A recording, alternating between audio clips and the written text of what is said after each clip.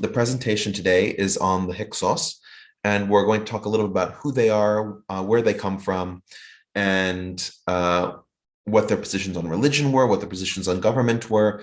And the Hyksos is a very interesting period because it's one of the few periods, there are others, but it's one of the few periods where we have a non-Egyptian dynasty ruling over part or all, that's actually debated, of ancient Egypt.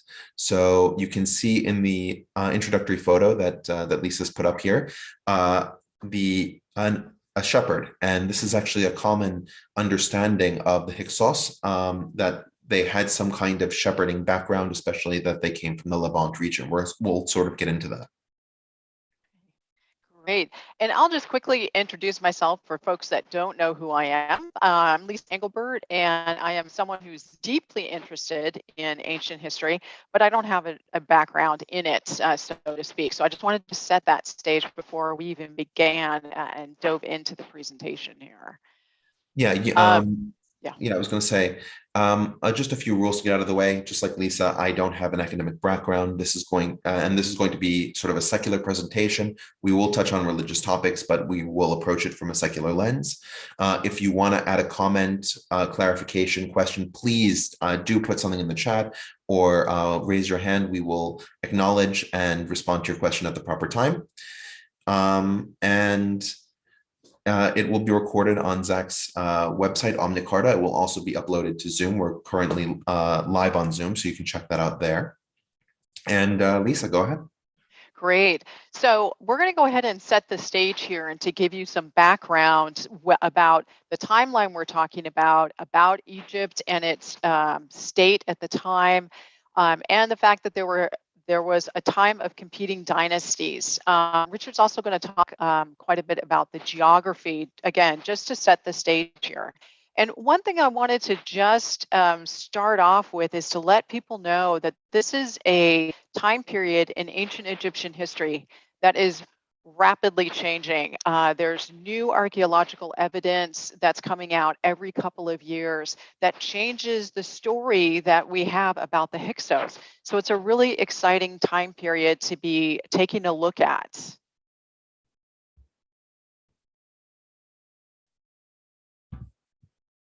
So just to give a stage of the timeline. So I think that this timeline at the top is actually really helpful for us in that you can see in the yellow stretches, these are what are called the kingdom periods. Now, in Egyptian history and Egyptology, the kingdom periods are periods when there is a strong ruling base in Egypt, and the government is able to enforce its will over both the southern part of Egypt, which is called Lower Egypt, which is called Upper Egypt because it's higher on the Nile, and Lower Egypt, which is closer to the Delta region. And so you can see that there's an old kingdom, a middle kingdom, and a new kingdom. But between those kingdoms, you can also see these sort of blue punctuated areas. Those are called the intermediate periods. And those are correspondingly when the power is much weaker. And so if there is an Egyptian dynasty, the Egyptian dynasty only controls part of that long stretch of the Nile. Now, the period that we're going to be talking about today, from the end of the 12th dynasty to the beginning of the 18th dynasty, is what's called the second intermediate period. And so I provided two maps at the bottom that sort of display what it looks like towards the beginning of the second intermediate period and what it looks like towards the end of the second intermediate period. On the left-hand side, you can see the division of Egypt between the 13th and 14th dynasties. The 13th dynasty is an Egyptian dynasty in the sense that they are ethnic Egyptians who are in power. The 14th dynasty, it's more questioned, and a lot of people are inclined to believe that it was a number of Semitic peoples from the Levant region who were ruling that Nile Delta area. On the right-hand side, you can see the height of the Hyksos advance. You can see the Hyksos, who are represented as Dynasty 15, are pushing further and further towards the south, towards the city of Thebes, which is the capital of the 16th dynasty, which is an Egyptian government. You can also see the sort of brown area towards the south, which is Nubia, which is further expanding northward in this same period. So you can see at the height of the Hyksos, in the middle of the second intermediate period, you have this situation where Egypt is really divided in three ways, right? You've got the Hyksos in the north, the Egyptian 16th dynasty in the middle, and the Nubians to the south. I have a comment here relating to the Torah and the connection between the Old Testament Israelites and the Hyksos. There was, through a long period of archaeological discovery of the Hyksos, some kind of tentative connection between the Hyksos and the Israelites. But I believe, and it's not something that we were going to dwell a long time on, that the Israelites are actually not the Hyksos. The time period is incorrect. The size and scale of the development is very different than what we would have expected from the Israelites if the Bible were anything close to an authoritative source on history. And from a cultural perspective, it doesn't seem like these are people who are either monotheistic, who have a Yahwist culture, or any of the other attributes or the large-scale enslavement that we would expect if it were the case that the Israelites and the Hyksos had some kind of similarity there.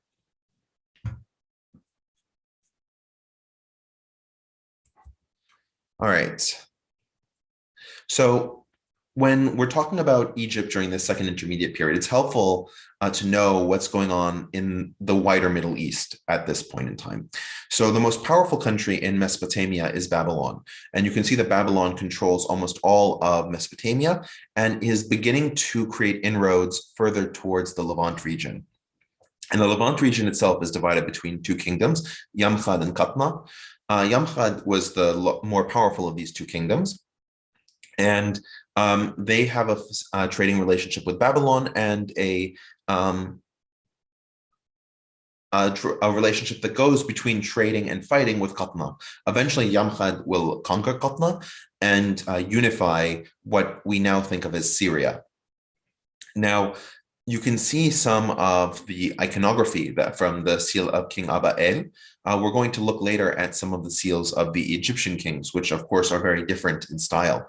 But one of the things that's worth pointing out is that we can already see the Egyptian influence to a small degree in the seal of King Aba El from Yamkhad, in that the priest is holding up an ankh in the center of the seal, which of course is an Egyptian symbol referring to life. You can also see that the cuneiform is arranged in lines that go from top to bottom, similar to Egyptian writing. One of the things that we actually notice from Egyptian writing in the ancient period is that the writing can go right to left or left to right. However, it will always go top to bottom. And we see the same with cuneiform inscriptions and seals from this time period, even if we don't see it in larger cuneiform manuscripts or textbooks that we've recovered from the same time period. Another important thing to notice is sort of to get our grounds and when this is happening in the Middle East. So we're talking about the 17th century BCE. And so this is roughly the period of King Hammurabi in Babylon. So we have a codification of laws, we have a sort of centralized government going on in Babylon, and we will see a relationship that develops between Babylon and the Hyksos state to the extent that they're exchanging seals and documents during this period. But probably the most important takeaway from this map is that the area of Canaan, which is what's now Lebanon, Israel, and Palestine, this area is not unified in any of these states. It is a number of smaller tribal kingdoms like Amorites, Amorites are probably the most numerous, but there are other ones as well, like Arameans as well. And so these tribal confederations have a large amount of instability for a number of reasons that we're going to discuss. And those instabilities will lead to migration towards Egypt. All right. So when we're talking about this time period in Egypt, right, we need to sort of set the stage for why this intermediate period is different than the Middle Kingdom period that preceded it. So if we talk about Dynasty 12, Dynasty 12 is the end of the Middle Kingdom, so it's still at the high point of Egypt. And at that point, we have the capital being sort of midway up the Nile. You can see it's almost close to where the Nile flowers into its various deltas, but it's not quite there yet. And that's the city of Amenemhat Ichtawi. We don't know the exact location of the city, but based on all the sources we have, it should be at roughly that location. Now, the city is as I said, at the center of the Nile. It's not in Upper Egypt, and at the same time, it's not in the Nile Delta. So it can bridge those two areas. Senusret I, who was ruling about 200 years before the period that we're talking about, really solidifies the 12th dynasty. And he does this by building a number of different fortresses, both in the Nile Delta region and in the area towards the south, towards the Nubian border. You can see sort of an artistic recreation of one of these fortresses, which is the fortress of Semna Gharb. Of course, Semna Gharb is the modern Arabic name for the area. That's not what the Egyptians would have called it. And you can see this is in the area near Wadi Halfa towards the south. Senusret built a number of 13 forts all along the southern border with Nubia, which really delineated the edge of power and extent that Dynasty 12 could claim in the south. In the same way, he did a number of forts along the eastern branches of the Nile Delta, and those would be designed to prevent raiding or other instability coming from the east, coming from Canaan. The end of the 12th dynasty really came with Sobekneferu. She was actually the first female pharaoh to rule in her own name. She preceded Hatshepsut, who's much more famous, and she ruled for about 4 years. During her reign, we see a lot of increasing issues in controlling the northern parts of the Delta, which is what leads to the consideration that she is the last ruler of Dynasty 12, and that her direct successor would become Dynasty 13, this much weaker dynasty that's unable to extend its power to the northernmost reaches of the Delta. And one thing that I may just add to this is that the dynasty is also going to end because Sobekneferu, there were no male heirs to the throne that were in the same dynastic family. Yeah, that's exactly right. And that's why Sobekneferu was allowed, quote, allowed to take power as a woman, right? This is part of the gender politics of it.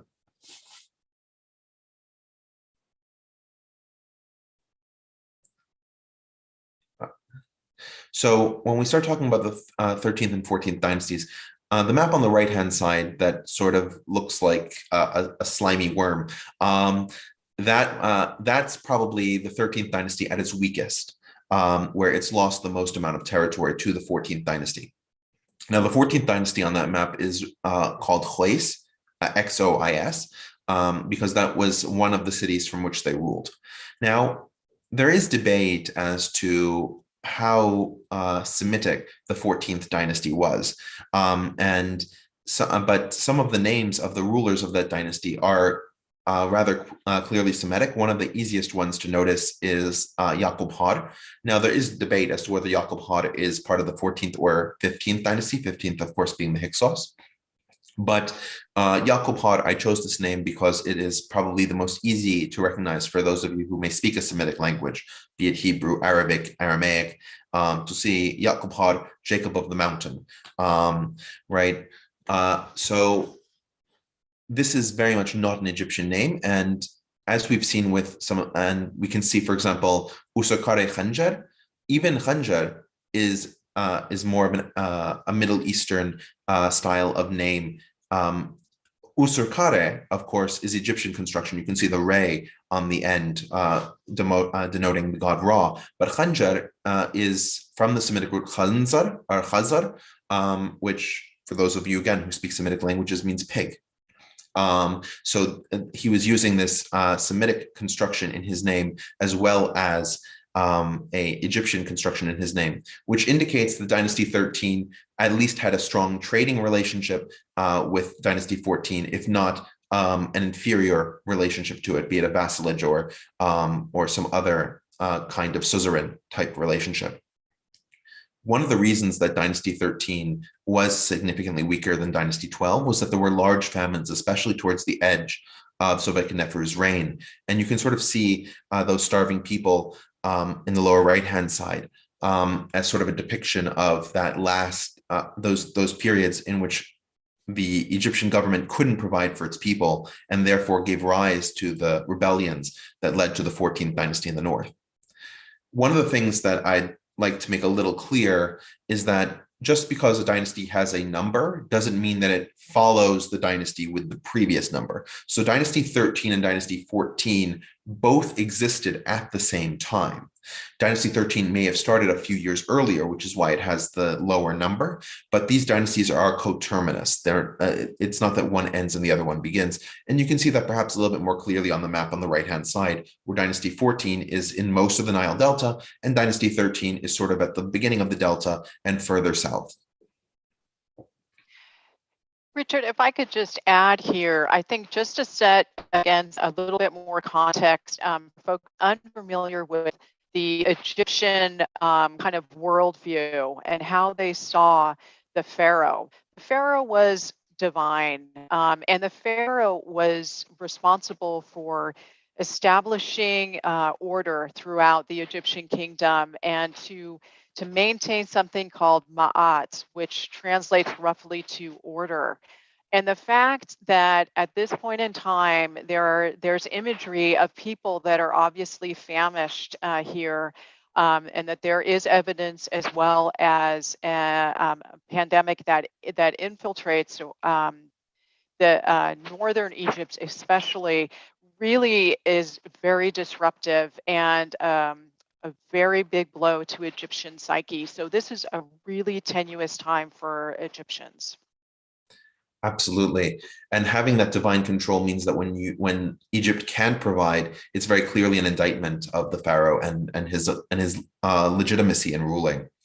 One other thing I forgot to mention, and you can sort of see it from the bottom, is that Nubia and the 14th dynasty are both pushing in on the territory that the 13th dynasty and later the 16th dynasty that would succeed it would control. Now, there are some questions. Are there any serious theories about what caused these famines around the time? I saw somewhere that this is the first time in the archaeological record where we see signs of a serious famine. I can't confirm the latter part. I would be inclined to say that it's a climatic issue in the 17th century. We see a number of different climatic issues that start occurring in this period and then become exacerbated around 1200 BC with the Bronze Age collapse. But perhaps, Lisa, if you have additional information on that. Yeah, so one of the theories is that when there was the ancient eruption of Thera, which is today's Santorini, which completely designed Santorini's landscape as an island in Greece, that there was so much ash that infiltrated the air that the climate did actually change for a period of time. And so there is a theory that possibly this has led to famines and the inability for certain regions to actually produce regular agriculture as they had in the past. So that's one of the theories. All right, so if we move on a little bit. So this is where things become even more subjective than they were before. We have no sources from that time period that discuss what happened in terms of the Hyksos invasion. The closest we have to a primary source is Manetho, who is an Egyptian priest who is writing for the Greeks. So he is a native Egyptian speaker, and we can see that by the way he's using the Greek language. Right, because if you ever read something that was a translation, right, you've noticed that the way that they're constructing the English sounds different than the way that a native speaker might do it. And the difference between Egyptian and Greek is quite stark. So you can see that difference quite clearly. Now, Manetho's original manuscript does not survive. The only surviving versions we have are those of his texts that were quoted by others. So of course, that adds an additional lens through which it's difficult to understand what happened. Never mind the fact that Manetho himself, as an Egyptian priest who had grown up in a culture that generally demonizes the Hyksos, we'll discuss more about that as we go along. It's difficult to figure out exactly how authoritative his account of the invasion happened, or whether it was an invasion at all. But let's talk about his account and sort of put it into context. So he says, the Hyksos, who are the 15th dynasty, seized Egypt without striking a blow, and having overpowered the rulers of the land, they burned our cities, ruthlessly razed to the ground the temples of the gods. And so there's a few things that we should sort of take apart here. The first one is that we hear about this invasion that occurred without striking a blow. That is very surprising. And so perhaps it's the case that he's alluding to, that their military was so impressive that the Egyptians didn't fight it.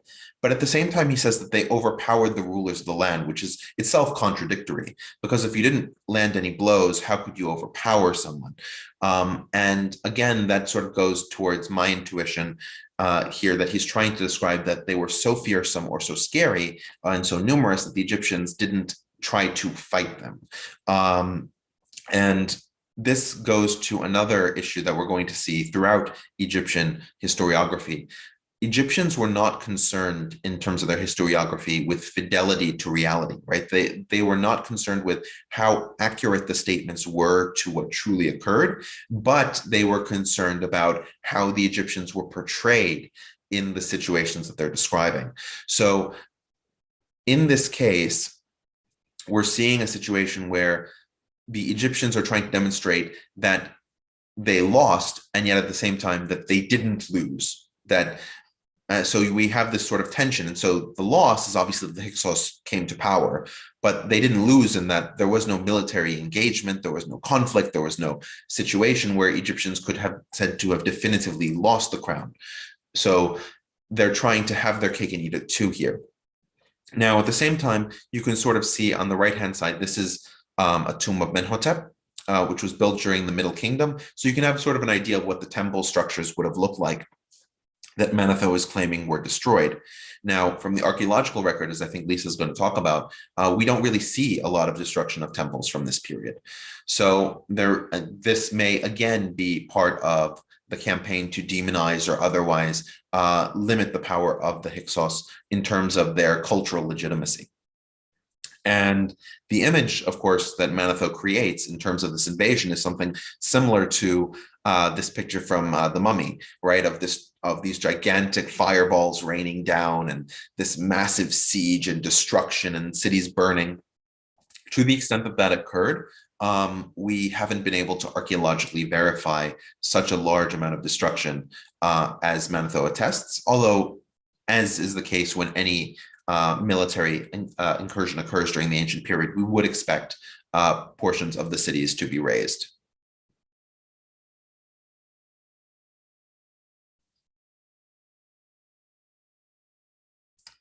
Now, when it comes to battle technologies, and of course there is a debate as to how these technologies came to Egypt, we know that they came to Egypt during the Second Intermediate Period. One of the most likely reasons for that would have been the Hyksos coming, are these three basic technologies that in many respects we consider part and parcel of Egyptian identity and historiography, military power in our own historical conceptions of Egypt, because our conception of Egypt is largely derived from the New Kingdom, which came immediately after the Second Intermediate Period. And these are three aspects. The first one, of course, is the chariot. As we're going to see sort of in a map later, the original domestication of the horse occurred in central Russia. And so the development of the chariot really took off in areas that were close to Russia, including the Middle East. Especially, it's the case that in the mountains of the Caucasus and throughout some of the anti-Lebanon mountains, which is the mountains that form the backbone of Lebanon as well, you have large amounts of timber and horses, which you don't have in Egypt. So the technology naturally developed more in the Middle East than it did in Egypt. And by and large, the chariot is not as effective of a tool in Egypt, where you have a lot of marshy terrain where chariots don't move as effectively, but still it is an impressive piece of technology. Now, you may be inclined to ask, why would they attach a chariot to the horse instead of just riding the horse itself? This is because the horses were too small to ride. They couldn't bear a rider. We actually had to breed horses throughout history in order to create horses that were large enough and strong enough to carry the weight of a man. But if you had the horses pull a wheeled chariot behind them, that was much more effective. And you can see also the logistics of the chariot, that you would have one charioteer who would pull the reins. You can see him on the right-hand side of the picture. You can also see on the left-hand side would be the warrior. He would either carry a khopesh sword or he would carry a composite bow, which are the other two battle tactics and innovations that the Hyksos brought with them. Now, the composite bow, you can sort of see in comparison to the longbow, which was the traditional style used in Egypt. The composite bow has a number of different materials put together to increase the strength of the tension in the string that comes from the bow. Simply put, you can have a shorter top to bottom distance in your bow to get the same amount of distance and strength in the shot with a composite bow, which means that you can carry it more effectively into battle, shoot longer distances with less strength on the part of the bowman, which gives you an incredible advantage if you can be out of the range of your enemy's arrows and still be able to fire and hit targets. And finally, you have the khopesh sword, right, which has this sort of sickle bent in it. You can see also in the Hyksos chariots picture, you can see a khopesh sword being held by the warrior there. Now, the khopesh sword is much better for hacking than it is for stabbing. And when you're moving quickly, hacking is a much more effective means of attacking your enemies, which is why it becomes widely embraced. The typical Egyptian sword of this period was a lot shorter and also a lot straighter, which is good for stabbing, but stabbing requires a lot more accuracy in terms of knowing where your target is in order to hit them, because you have a much smaller point of impact, as opposed to a khopesh sword where anywhere along the blade can hit your target, and it slashes a lot more quickly through the air. All right.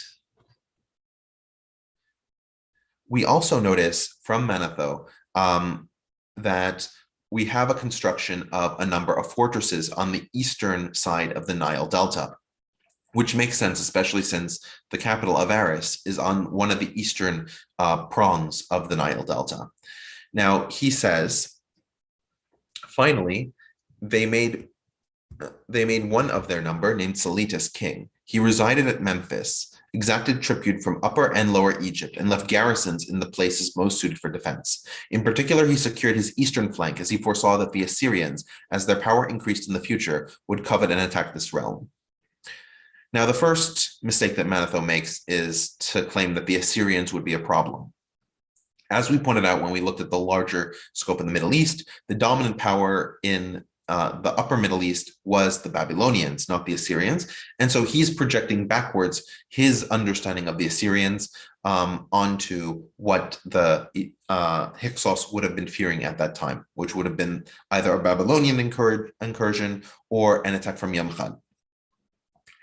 The important and relevant part of this is that we have the construction of fortresses. As I pointed out with Senusret I in the 12th dynasty, the construction of fortresses really solidifies the ability of a pharaoh to control and maintain territory. And so the building of these fortresses indicates the extent of power to which these various Hyksos rulers had attained.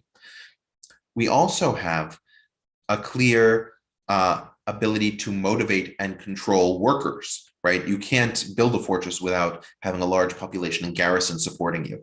So the construction of these fortresses on the eastern bank of the Nile Delta shows that there was a significant population under the control of the Hyksos that they could mobilize. And finally, we can hear in this quote that he exacted the tribute from Upper and Lower Egypt, meaning that even if he didn't exert physical territorial power over them, he was able to collect money and wealth from these other regions of Egypt. And therefore, that also shows the amount of power he was able to wield. All right, I'm going to take a few minutes here to just talk a bit about what we know or think we know about who the actual Hyksos kings were. And again, as Richard has pointed out, the sources are rather confusing and we have contradictions in the sources. So there are between 6 and 8 kings. The one that Richard just pointed out that Manetho references, Salitis, is we don't have any historical evidence for him, but we have references from Manetho. So he was the first king in theory of the Hyksos. And really the sources that we have that we take a look at to understand who the kings are range from Manetho and then the later historian Josephus and something called the Turin Kings List. And the Turin Kings List basically has a list of kings with their regnal years.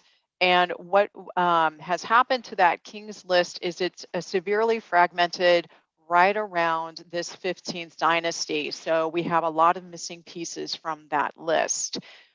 The reign is approximately for the entire 15th dynasty about 100 years.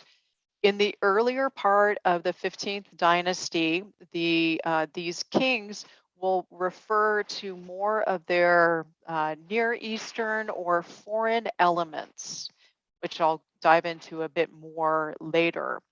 And as we go down in the years and we start getting into King Kian and later, we see that there is a more connection to traditional Egyptian pharaonic titles, as well as elements and portrayals of them in reference to Egyptian pharaonic power. The two kings that we know the most about, just given the archaeology and or texts from later sources, are this person here, King Kian, who was ruled probably about 10 years. And the way that we know a lot about him is that there are a lot of objects that are distributed both within Egypt, the Egyptian borders, but also in places as far away as Crete, in Hattusha in Anatolia, which was the Hittite capital. We also have evidence of objects with his name as far away as Babylon. So this is indicative of, partnerships or diplomatic ties with faraway places when these foreign rulers were in place. And then the other one, the king that we know a bit about, is this fellow down here called King Apophis. He's also referred to as King Apepe. And he ruled the longest time, about 40 years. And we know a lot about him from 17th and 18th dynasty documents, because those are the dynasties that are going to come into the greatest conflict with the 15th dynasty. No, absolutely. Now we get to Avaris. Avaris is the capital city of the Hyksos, and the Avaris is, as we're going to see a little bit more clearly in a few other slides, on one of the eastern fringes of the Nile Delta. You can also see, for example, in these two reconstruction pictures, how the Nile Delta is running around the city. The construction style of the city, with these sort of boxy houses, tends to be more typically Egyptian. But if you look at the palaces have a number of styles and things that we would expect more from a Levantine culture, including, for example, that interior courtyard, the pool in the center of the palace, and a number of other features.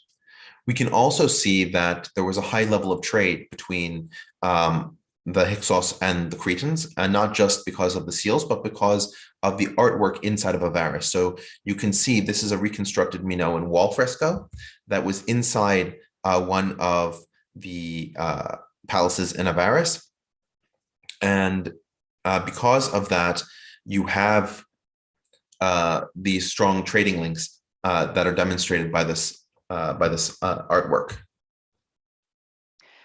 Strong trade links, but in addition to that, also this evidence of possible people from Crete, artisans that have come in to actually create these frescoes. Now, we have a question in the comments saying that you gave the impression that we're now approaching the start of Egyptian historical records. Is that the case? When did it start, and what were the key drivers of this? It's important to understand.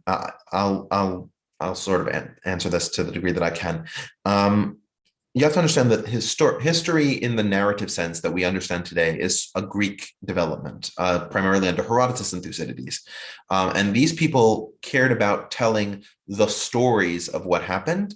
And at first, they didn't care whether these stories were 100% accurate or not. They would leave it up to the reader to try and figure that out for themselves.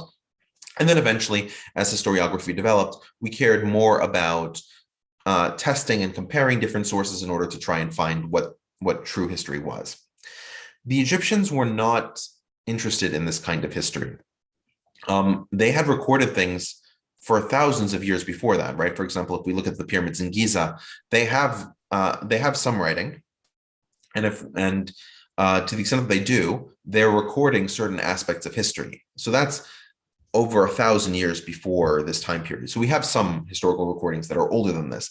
But when the Egyptians record history, they're not interested in telling the story of what happened to the degree that people remember it. They're interested in proposing a narrative of a specific event, and that narrative will fall along certain propagandistic lines. There's a joke, and I was sort of saving it originally to talk about the battles, but we almost never have an Egyptian text prior to the Greek taking over of Egypt during Alexander's time, where the Egyptians say, we lost a battle.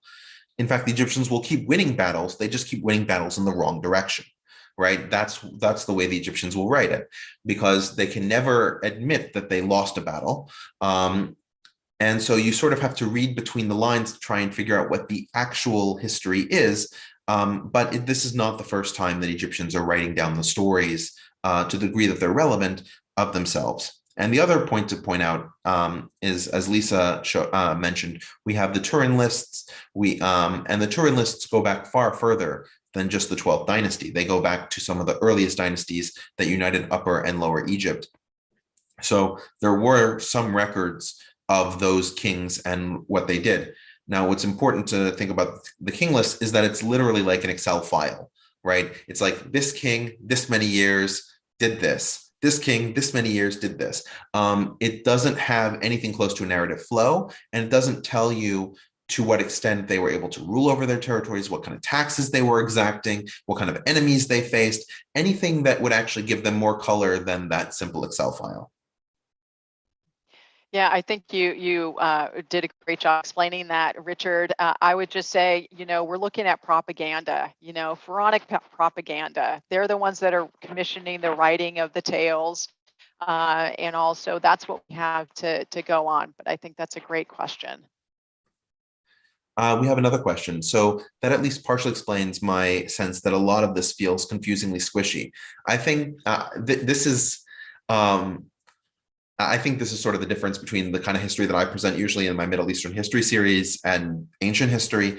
When it comes to the stuff that we talk about in my Middle Eastern history series, we have a lot of sources of evidence. We have tax records. We've got census records. We've got individual people writing letters to their friends and loved ones. We've got all sorts of property deeds. We've got battle records. We've got purchases of arms and armament. Like, we have so many details that we can put together and say, okay, this is a story that's probably 80 to 90% correct about what happened. When we get to this period, especially with the Hyksos and the destruction of a lot of the Hyksos remains by the 18th dynasty in Egypt, which we're going to discuss towards the end, we maybe know 30% of what's going on, and that's being very generous. So there's definitely a lot more squishiness than the history that, for example, I talk about in the Middle Eastern history series.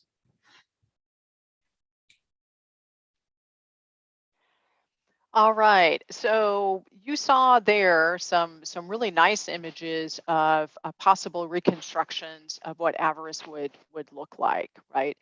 So I'm going to kind of do like a drone view of what Avaris's geography looks like. So we're looking down here on the actual settlements, which grows over time. And you'll hear Avaris referred to in a couple of different ways. Tel El Daba is the modern name for the area. Avaris is the Greek name for the area. And then Hutwaret is the actual Egyptian name. This is how it was called. And it translates into, quote, the royal estate of the district, end quote. As you can see, it's surrounded by water, as Richard mentioned, and that it makes it an extremely strategic location for trades. People that controlled this area controlled the passageway to the Levant as well as to the Mediterranean. It also provided like this connection between West Asia, the Mediterranean, and Northern Africa and down into to Nubia. The population, which I'll dive into in more detail, was considered fairly cosmopolitan.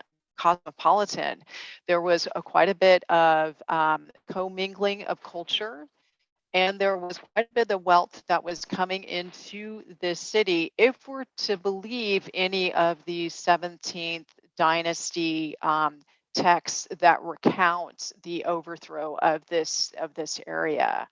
And there was in the 16th century, so midway through the Hyksos kind of 100 years of controlling Egypt, there was a lot of tension with their neighbors in the south, in Thebes, in the 17th dynasty. And that's when the Hyksos erected a massive citadel, which has unfortunately been razed to the ground.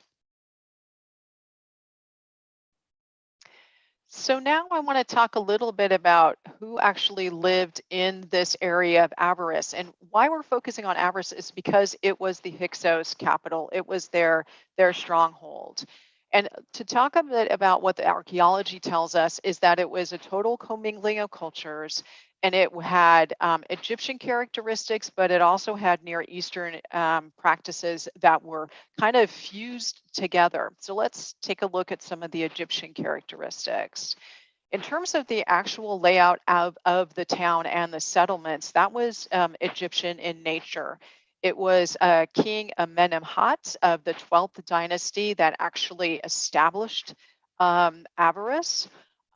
There are burials that are both Egyptian, but there are also Near Eastern burials that have Egyptian objects in them. There is iconography that is clearly Egyptian in nature. There are names throughout that are found inscribed that are Egyptian, and hieroglyphs are found throughout the entire settlement. So the people that are coming into Avaris that are immigrants, they are still leveraging hieroglyphs, and those are going to be people, of course, that are of elite status and people that are in a leadership position.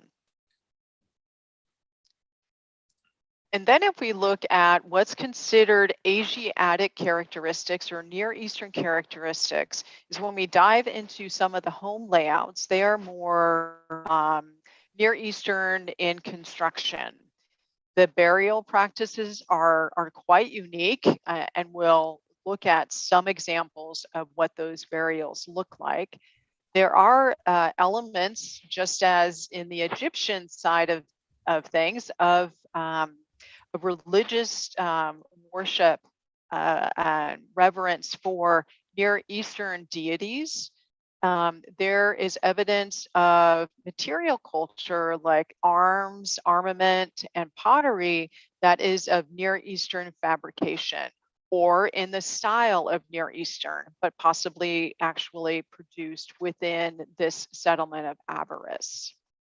And here we see just this really lovely statue, a wooden statue, and it depicts an Asiatic woman, and it's from a 12th dynasty burial. So the reason I wanted to show this is it shows even predating having a quote foreign rulers in place, that people were honoring or celebrating their cultural ties to being non-native Egyptians. Yeah, I just wanted to add for clarity, the term Asiatic, as we're using it here, refers to anybody from Asia. And it refers almost specifically in this context to Middle Easterners. It doesn't refer to people like from China, for example. Thank you. Yeah. Okay. One of the things that we sort of see as a key distinction between the way that that Asiatics ruled and the way that Egyptians ruled is that in Asiatic society, the king was somebody who had divine connection. They were either somebody who had the gift of prophecy, had the ability to consult with prophets, was divinely chosen, had, if we can borrow the term from the Chinese, the mandate of heaven. They had some kind of aura of divinity around them, but they were not themselves divine. This is not the case in Egypt. In Egypt, the pharaoh is a god incarnate. And so there are a lot of questions that we have to ask about whether the Hyksos used all of the same symbols of pharaonic authority that would confer upon them that divine status, or that they ruled as Semitic rulers who didn't have that divine status. Regardless of that open question, the majority of the rest of the Egyptian governing style seems to have been the way that the Hyksos actually governed.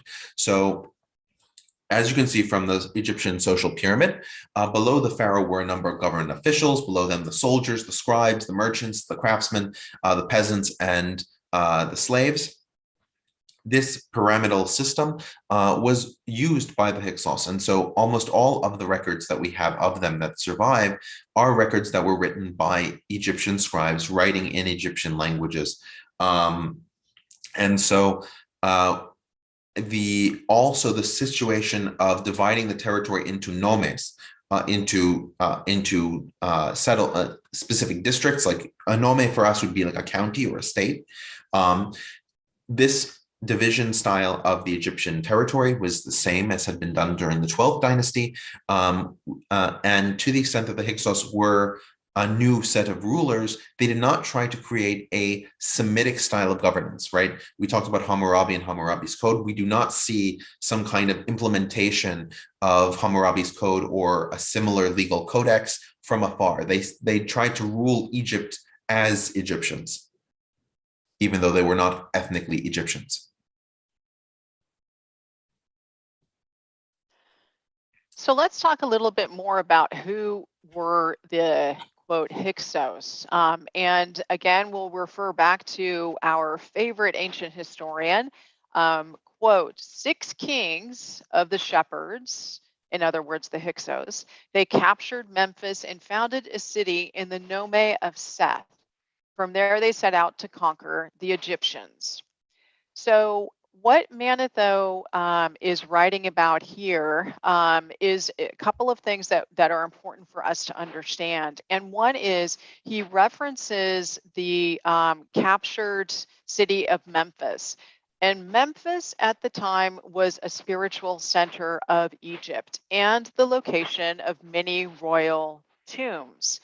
What it threatened the Egyptians with is that foreigners now had a direct connection with very important ancestors and wealth, because there was a lot of wealth that were in these tombs.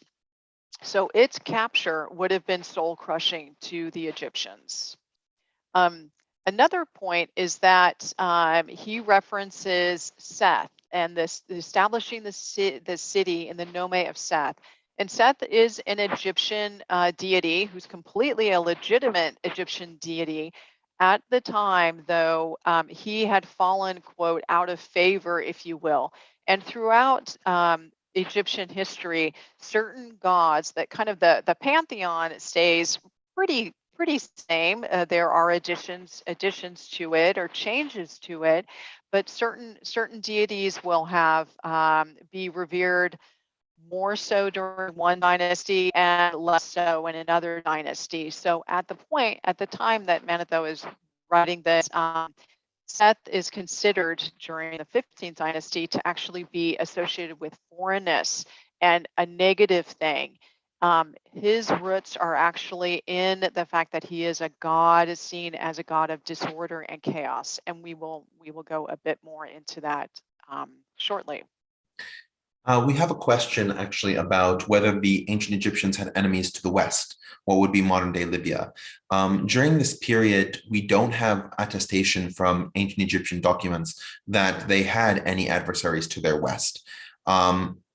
In terms of later Egyptian documents, such as during Ramses' period in the New Kingdom and later, we have the Libu, which are the ancestors of the modern Libyans. But they were always weaker in power than either the Nubians or whichever dominant force was coming from the upper Middle East, be it the Babylonians or the Assyrians. So from a strategic perspective, defending the western flank against the Libu was generally not as important as defending the eastern and southern flanks. All right.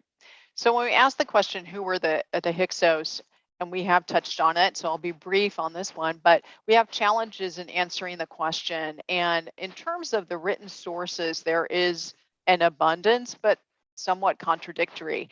What we do not have, however, is an actual written story that comes from the Hyksos themselves. That has been found. Manetho, who's been referenced, is that 3rd century BCE ancient historian. And then we have Josephus, 4 centuries later, writing on top of Manetho's. The sources are, according to one ancient historian that I reference, a quote nightmare because of the conflicting evidence. And then we have the Turin King's List. Just to put in perspective, Manetho came 1,400 years after the events discussed. So it would be like somebody today writing about the crowning of Charlemagne. Like that should give you sort of a sense of how removed he was from the events he's describing, even though he's considered a primary source by many. Absolutely, you nailed it, Richard. I'll go on then from that because that time gap is there.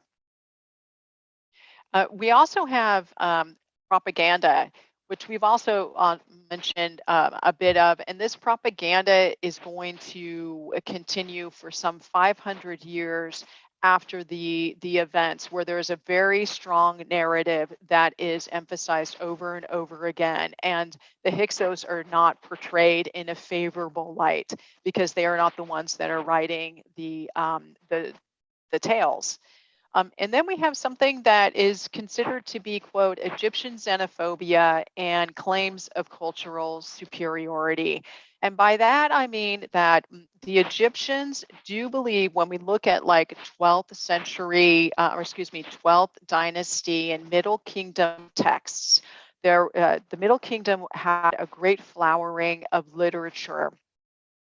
And in a number of these tales that are really wonderful tales to read, there is this clear promotion of the Egyptians are the superior group of people in the world order, and everyone is below them. So there is this concept that Egyptians are superior, and that there is this fear of foreigners. They don't want to intermingle with people. Now, when we look at archaeological evidence, there is evidence that the people that are maybe not in leadership roles, but people that are actually the everyday people are successfully intermingling, and they are getting along and they're living in harmony. So there is a bit of a confusing narrative here. But what we do know is that any time that the Egyptians were basically portrayed or seen in a light that was being less superior than to another people's, there was a great deal of embarrassment around that. Again, it goes back to this disruption of their worldview and the disruption of Ma'at. And what we see here in terms of this artifact is a dagger handle with that king of Pepe. His cartouche is inscribed on it. And we can see here, it's just a really lovely, I think it's in bronze and electrum. I think those are the materials.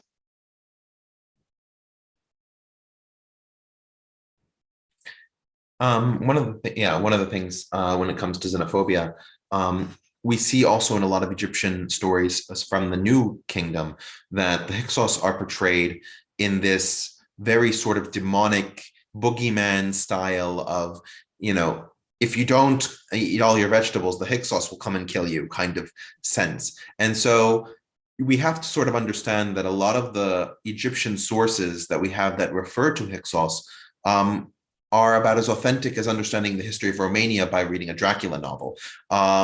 So this is the degree of historical manipulation that we have to sort of thresh through to figure out what are the salient details, what is the important thing to take away.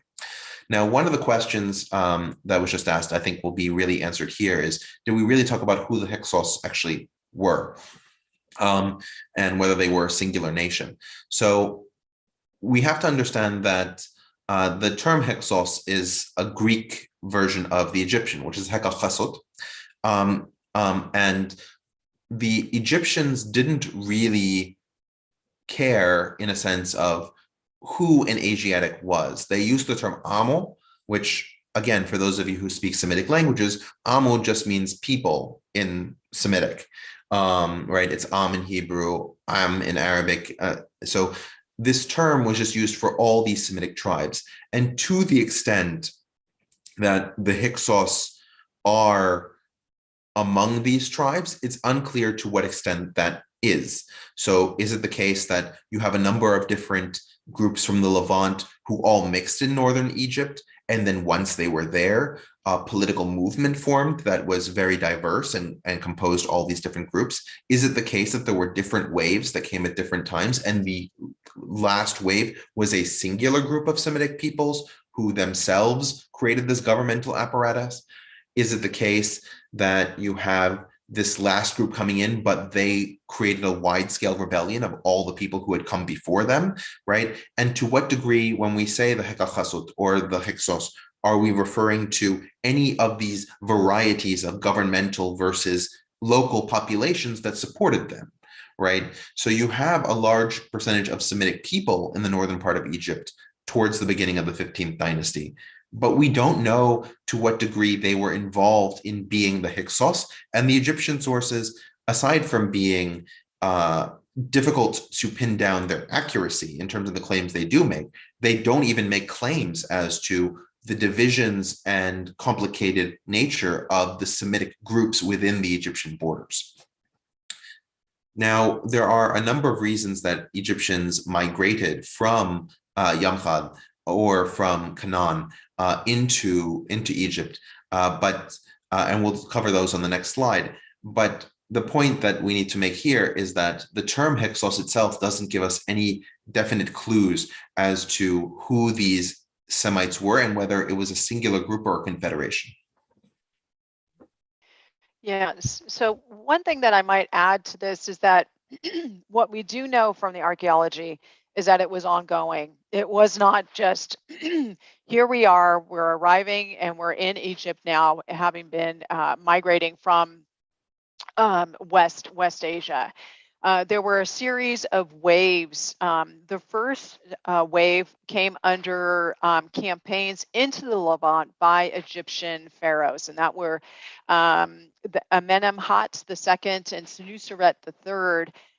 Went into the Levant, took prisoners of war and brought them back to Egypt. We also know that there was hired help, basically people that were looking for work, and the work was in Egypt. People came into the northeastern Nile Delta. They worked as miners, and they would work on the Sinai Peninsula. They worked on construction projects in the Fayum, which is going to be in the western part of Egypt, further south. They acted as guides because they knew the territory along this area here along the border. They also were hired as patrolmen to, again, patrol along that border. So there was economic opportunity for people.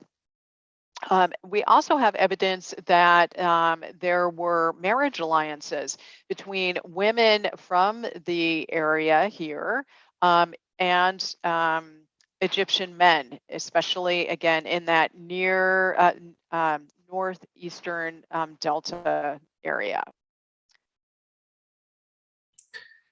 We have another question about the relationship between the Israelites and the Hyksos, and whether there is such a relationship. The possibility of such a relationship did not escape the eyes, for example, of Josephus, who we mentioned earlier as quoting Manetho, and he points out that the Hyksos under Manetho were considered shepherds who had come from the Levant region. And so he drew that connection. And in the early part of the 20th century, there was a lot of excitement over that possibility.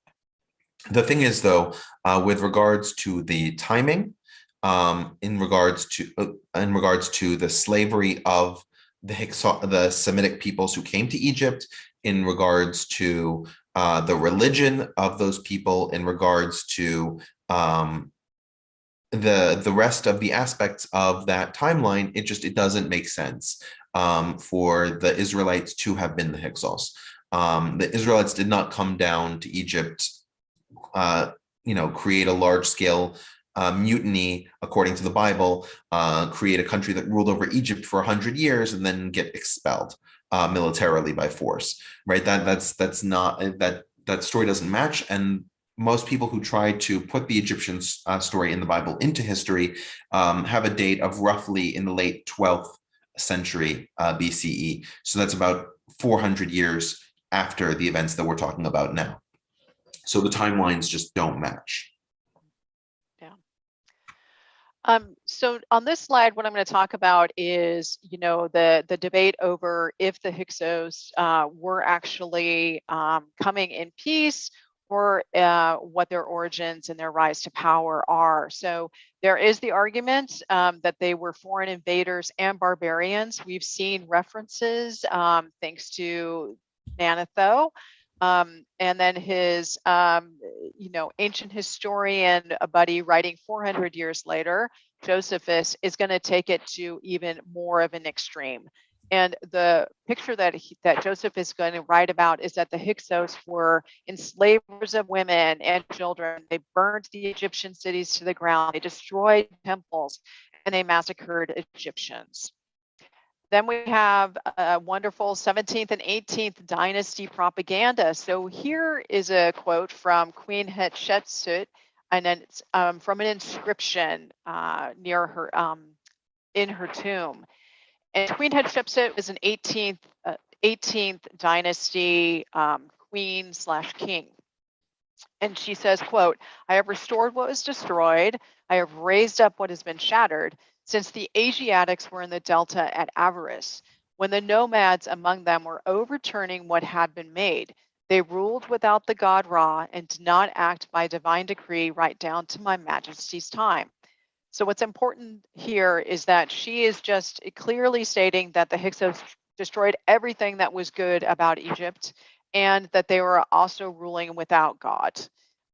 Two very critical things that were an affront to Egyptian world order. So we also have evidence of burial practices that are Near Eastern in essence, and men would be buried with armor. Now, this is not necessarily indicative of a soldier status. It was, however, indicative of someone's status.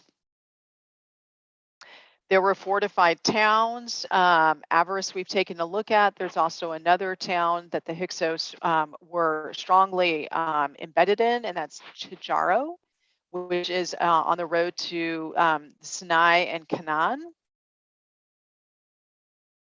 And then we have early scholarship from revered scholars that has had an imprint on our psyche here.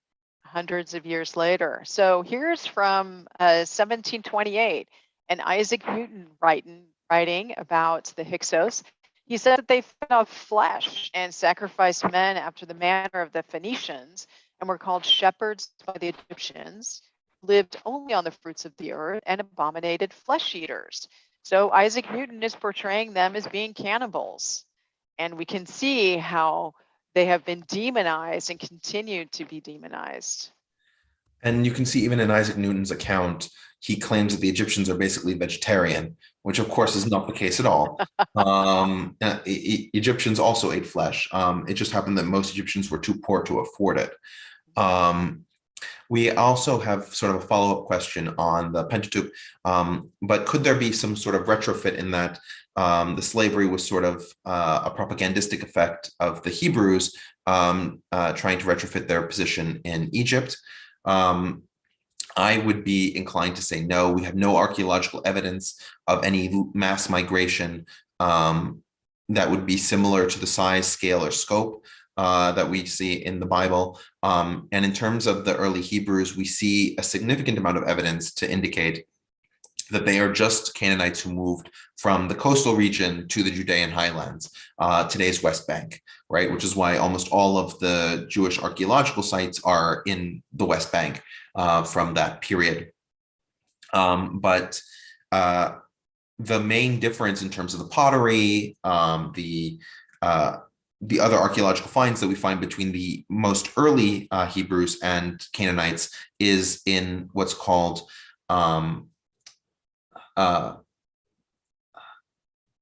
I forget what it's called. It's a place where you put your middens are in the middens because the middens of the ancient Hebrews lack pork bones, right? Which shows that was probably one of their defining aspects that united their group in that early period. But we don't see a large amount of, we practically see no evidence of a large scale migration out of Egypt during the relevant period. And then there's a question in relation to the Hebrews. Manetho mentions a rebellion led by a priest who led about 80,000 leopards and deformed people who were eventually rescued by the Hyksos from Jerusalem. Do you have any insights on this? This is something that I don't know anything about. Lisa, do you know anything about this? No, I don't. I'd be curious to learn more though. Yeah, same. Sure. Yeah. All right. Okay. So let's continue. Okay. So the other side of the argument about the origin and the rise to power is that it was actually based on an internal uprising. And modern scholarship is pointing or supporting this argument more and more with the archaeological evidence. So what we know is that they were able to take advantage of a fractured and destabilized Egyptian state. They were opportunists. We know that they were recognized as authority, and we'll see a little bit more, we'll see a little bit later how this is so, but what we see in the administration under the Hyksos is that Egyptians, as well as people that were non-native Egyptians, were working side by side in the same roles as partners. So they were ruling over a diverse population. And people had the support of people. These were people that held political and administrative positions before having risen to power. These were not people that had been slaves. It wasn't a slave rebellion, and we just need to get the Egyptians out and we need to rule them. This was people that were well respected. And in summary, the image of them being aggressors is just simply not substantiated by archaeological findings. We don't find massive destruction layers or obliteration of Egyptian culture during this time period. We do find, however, destruction, but that comes at the end of their dynasty when they are actually being battled against and all. Richard touched on this a little bit earlier on the kind of like the evolution of the name and where we get the name to. But the first references that we have to quote Asiatics dates to the 12th dynasty. And there's this quote in a text that is called the Instruction of King Merikare. And it's an instruction that's delivered or intended for his son, who will take his place as the pharaoh. And this is a very difficult time he's writing, and he is basically pointing out that there are enemies, one of which is the miserable Asiatic. So lo, the miserable Asiatic, he is wretched because of the place he's in. And we see that this is becoming more of the picture that's being painted about people that are immigrating into Egypt. So it starts there. That's our first reference. Then we have this portrayal of the people being shepherd kings. And this is what the actual hieroglyphs look like. This is what it would look like still in Egyptian, but written out in Latin script. This is what the Greek interpretation of those Egyptian hieroglyphs are, which is Hekakashwets. And that leads us to the term Hyksos today. Now, the reason that we use the term shepherd kings, or you'll see that in literature, is because of Josephus misreading these Egyptian hieroglyphs that Manetho actually used, and was writing about the Hyksos. But what it actually translates into today is it means foreign rulers or rulers of foreign lands. That's the actual Manetho translation. And before even the Hyksos had their dynasty, the 15th dynasty, it could be applied to any foreign ruler. As long as they were non-Egyptian, they could be considered a Hyksos. We'll see that in kind of the iconography of the 15th dynasty kings, that they'll actually use their names, especially at the beginning, as I've mentioned, when kind of looking at that list of 6 to 8 kings, that they'll use their name, to have their name followed by Hekakashwet. So this is a scarab of King Kian of the 15th dynasty, in which in his name, he follows it by these characters here, or precedes it with these characters, meaning that he is the king, he's a foreign ruler. Modern scholarship, we have a study that dates to as recent as 2020. And what this study did was look at the skeletal remains, including teeth, to look at, what was the environment like, and what did the bones tell us about the environment in which particular people grew up in when all of this stuff is forming. And the findings are from a cemetery in Avaris, and there's about 150 burials. And it's a pretty interesting finding. So the first thing is that the majority of people that are found are women. Secondly, that it's ongoing migration from different places and different time periods. And I'll emphasize different places to go back to that question that was asked earlier. Where did the people come from? And the answer is, we think the Near East, but it's inconclusive exactly pinpointing. They came from this little tiny region or something.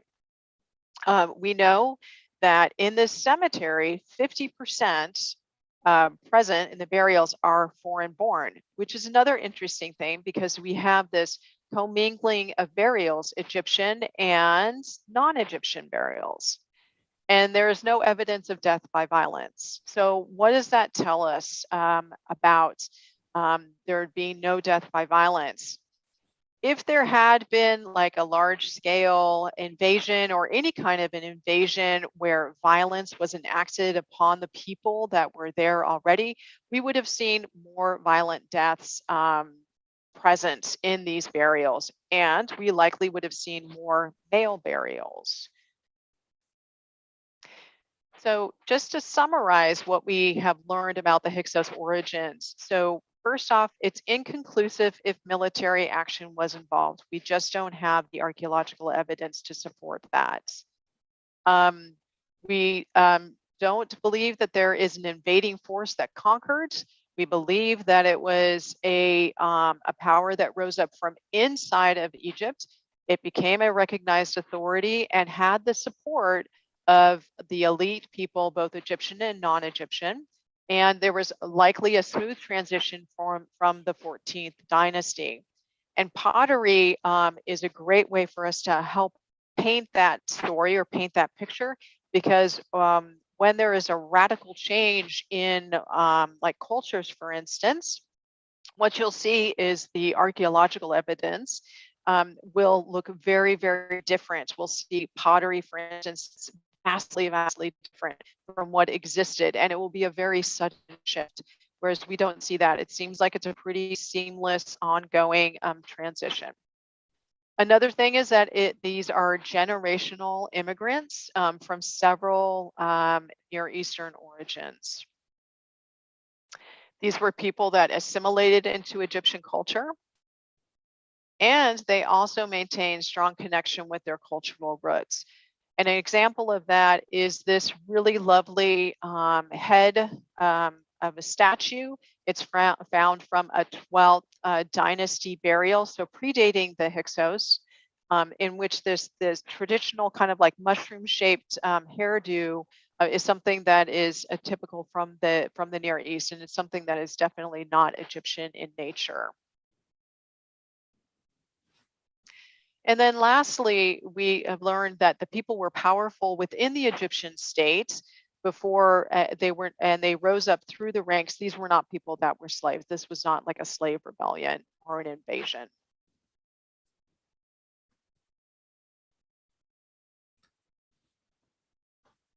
All right, so one of the things that's sort of interesting is if we talk a little bit about language. So within the Afroasiatic tree, which is one of the 13 dominant language family trees, there are hundreds of language family trees, but the majority of them have only one or two members, and people only like 10,000 people speak a language in that tree. So of the 13 dominant ones, right, most people are familiar with Indo-European. That's the family that English sits in, along with nearly every European language and a number of languages from northern India and Iran. Afroasiatic is the dominant family tree because is one of the dominant family trees because of Arabic today.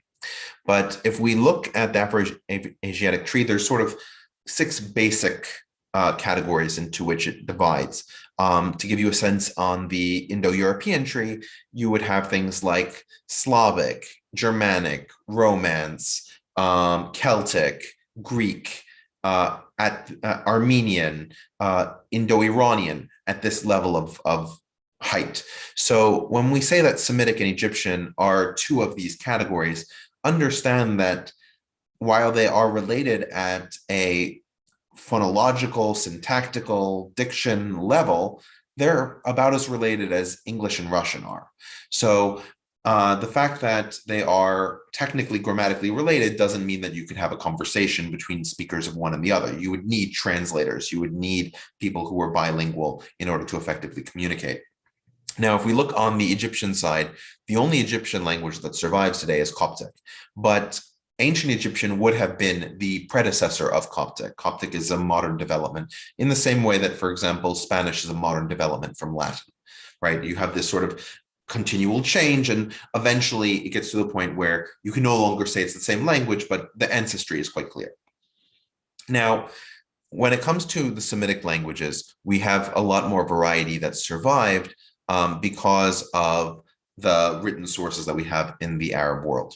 And you can actually see on the map, on the sort of the timeline on the right-hand side, the languages that would have been similar to what the Hyksos would have been speaking is that sort of Amorite double-dashed line that sort of feeds into a number of the Semitic languages that we're more familiar with, like Syriac, like Hebrew, like Arabic, that continue on to the present day on that sort of yellowish side.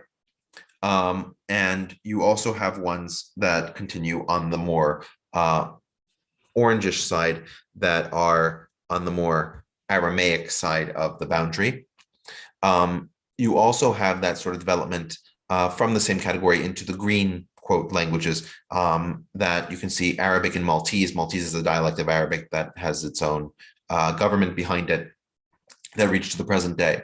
And so the languages that they wrote would have been written with the cuneiform at that time. Eventually, it would be stylized. One of the interesting things is that Akkadian, when it was originally written in cuneiform, was written as an ideographic system. So think like Chinese, right? You have one symbol and the symbol represents a word or a distinct concept. Eventually, those systems became syllabaries. And a syllabary means that the first consonantal sound and the first vowel sound will be represented by a symbol. So ka will be one symbol, ke will be one symbol, ko will be one symbol, right? As opposed to having two symbols, the K and the A, the K and the E, the K and the O, right? That's a more natural development. And so this Akkadian ideographic system becomes a syllabary by taking the first two sounds of whatever that idea was. And that system becomes dominant and used throughout the Middle East. So what we would expect from these Asiatics who come into Egypt, who would become the Hyksos, what we would expect for them to do is use this same system, because that's what was going on in Babylon at that time and what was going on in Yamkhad at that time. In fact, if we went back to the slide, we're not going to, but if we went back to that slide with Yamkhad's seal, we would see him using this cuneiform, and he's using it as a syllabary to represent the language that he would have been speaking, which would have been some Amorite language. Now, what we actually see is that the rulers, because they're using Egyptian scribes, are actually representing the syllabary with Egyptian hieroglyphs. And you can see that on this Sphinx that we've recovered. This is from east of the Nile Delta in the Sinai. And we see this called Sinaitic hieroglyphs. So those hieroglyphs are being used as a syllabary, right? They've taken the same sort of idea from what happened on the Akkadian side in the Middle East and applied it to Egyptian hieroglyphs using the sounds derived from these symbols to re-articulate their own language. So this would mean nothing to an Egyptian speaker. It would just sound like a nonsense sentence, but to a speaker of the Hyksos language, they would actually be able to read it as their own words. You can think about it in the same way that if you look at a Filipino document, it's written in the same Latin characters that we use. But just because it's written in the same Latin characters doesn't mean we can make sense of it. And that's what's going on here. So this is sort of a sense of how integrated the language, even though they continued to speak their Semitic language, they had some facility with Egyptian. They at least understood how Egyptian was read in order to use those symbols to create a writing system, a new writing system for their own language. I'm going to segue now into religion, unless there's any questions in the chat that we need to take care of. We good? And we're good. We're good. Okay. So let's talk a bit about religion. And I guess the key takeaway here, before we dive into kind of the Hyksos and their religion, is that Egyptian religion, as I mentioned, is kind of this thing that had undergone changes with deities gaining and losing favor, also deities merging with one another, and also adopting elements from immigrant pantheons, such as the Syrian goddess Astarte becomes a companion to the Egyptian god Ptah, just in a couple of examples there. So what we know about the Hyksos and their affiliation with Egyptian religious elements is that a pharaonic tradition was to take a title that associates a pharaoh with or shows a pharaoh has been invested with the powers of the gods to be in the role of pharaoh. So a traditional pharaonic title is son of Ra. And especially later in the 15th dynasty, we see more of these Hyksos kings taking that that title or appending it to their what's called a throne name. So they became King Kian, son of Ra. There is evidence that Egyptian temples were both contributed to in terms of finances, but also restored. There is also evidence that there is more gravitation towards an Egyptian belief system than a foreign one in this time period. But that doesn't mean that non-native Egyptian religious elements aren't present. And so there is this temple architecture construction called a broad room. And broad room we'll see a picture of shortly, but basically it's very different from a traditional Egyptian temple layout, which is very processional in nature. This is basically a broad room looks like what I think of as like a conference center. So there's that is present in Avaris, that capital of the Hyksos. There is one temple that's currently being excavated that is of this architecture design. Then we have found a cylinder seal, which basically is like a piece of, I think it's a stone, I'm not 100% sure what the material is, which has like an engraving on it, which when rolled out across an impressionable material creates this beautiful tableau basically. And what this is showing is the storm god Baal Zephon in this capacity being represented as or presented as the patron of sailors. So if we think about what Tel El Daba is or Avaris is, it is on water. So you have people that are coming by boat, right, to Avaris. So here's the actual boat that we can see. We see that iconography. And then here is the god Baal Zephon. And we know this is the god Baal Zephon as opposed to just a traditional Egyptian smiting pose, which is how Egyptian pharaohs would present themselves in relief work, because he is astride these two mounds here, which are representative of the mountains in which he is associated with. So there is understanding that in the north, the 15th dynasty is worshiping more of the Egyptian deity Seth, along with Baal. And then in the middle and southern part of Egypt, where the 17th dynasty holds more power, the god is a fusion of Amun and the solar deity Re. So Amun Re is who they're worshiping more.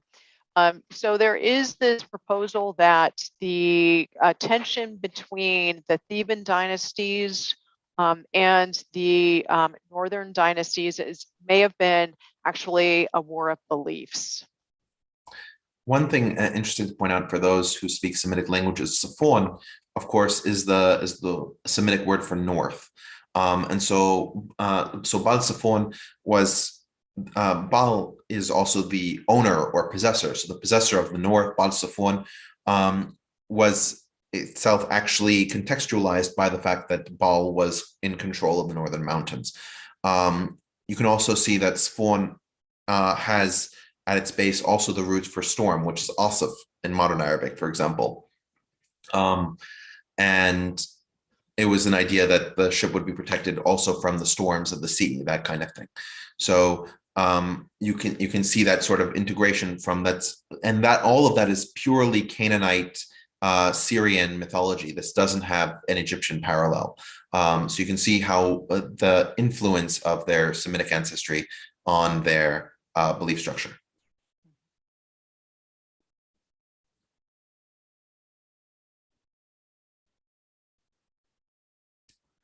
So one of the things that's worth pointing out is that Seth has this new vaunted role in the time of the second intermediate period under the Hyksos. First, because of his connection to Baal, both being the gods of the north. But you can see if we look at these two sort of words connections that we see during the Middle Kingdom on the left-hand side and the New Kingdom on the right-hand side. This was composed by an Egyptologist who is trying to show how Seth was represented. If like you have the word Seth in a sentence, what words are used to describe him? What kind of keywords attach, right? If you look at stuff from the Middle Kingdom, we see stuff about the weather, we see stuff about powerful activities, we see stuff about pustules, and we see something about evil inferior. In fact, evil inferior is very common. If we look in the New Kingdom, first of all, Seth is referred to far more often. That's why that circle is bigger. But we also see that pustules and evil inferior have dropped off and are replaced by voice and uproariousness, this sort of chaotic nature. We had a comment mentioning that this chaotic nature is similar to the position of Ahriman in Zoroastrianism, and I would say that that's correct, but that's only in this New Kingdom period after Seth's vision or Seth's perception in Egyptian society has been fundamentally altered by the Hyksos veneration of him. And you can even see from the New Kingdom that Seth has now become an integral part of the legitimacy of the Egyptian pharaohs. You can see Seth and Horus adoring Ramses II. You would never see something like this from the Middle Kingdom, where Seth was the enemy, the person who had killed one of the chief gods, Osiris. And there's another god that the Hyksos revered that we haven't spoken about as much, and that's Anat. And so Anat and Seth were revered together. Anat was at one time a Semitic god, but also separately an Egyptian god. And so she sort of flitted between those two identities.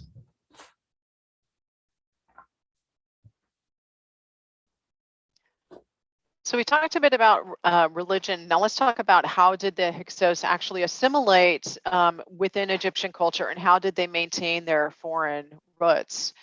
So I think this is a really wonderful example of just how much the kings of the 15th dynasty really revered Egyptian culture. And so we have King Apepi / Apophis, who commissioned the copying of a 12th dynasty papyrus, and it's called the Rind Mathematical Papyrus.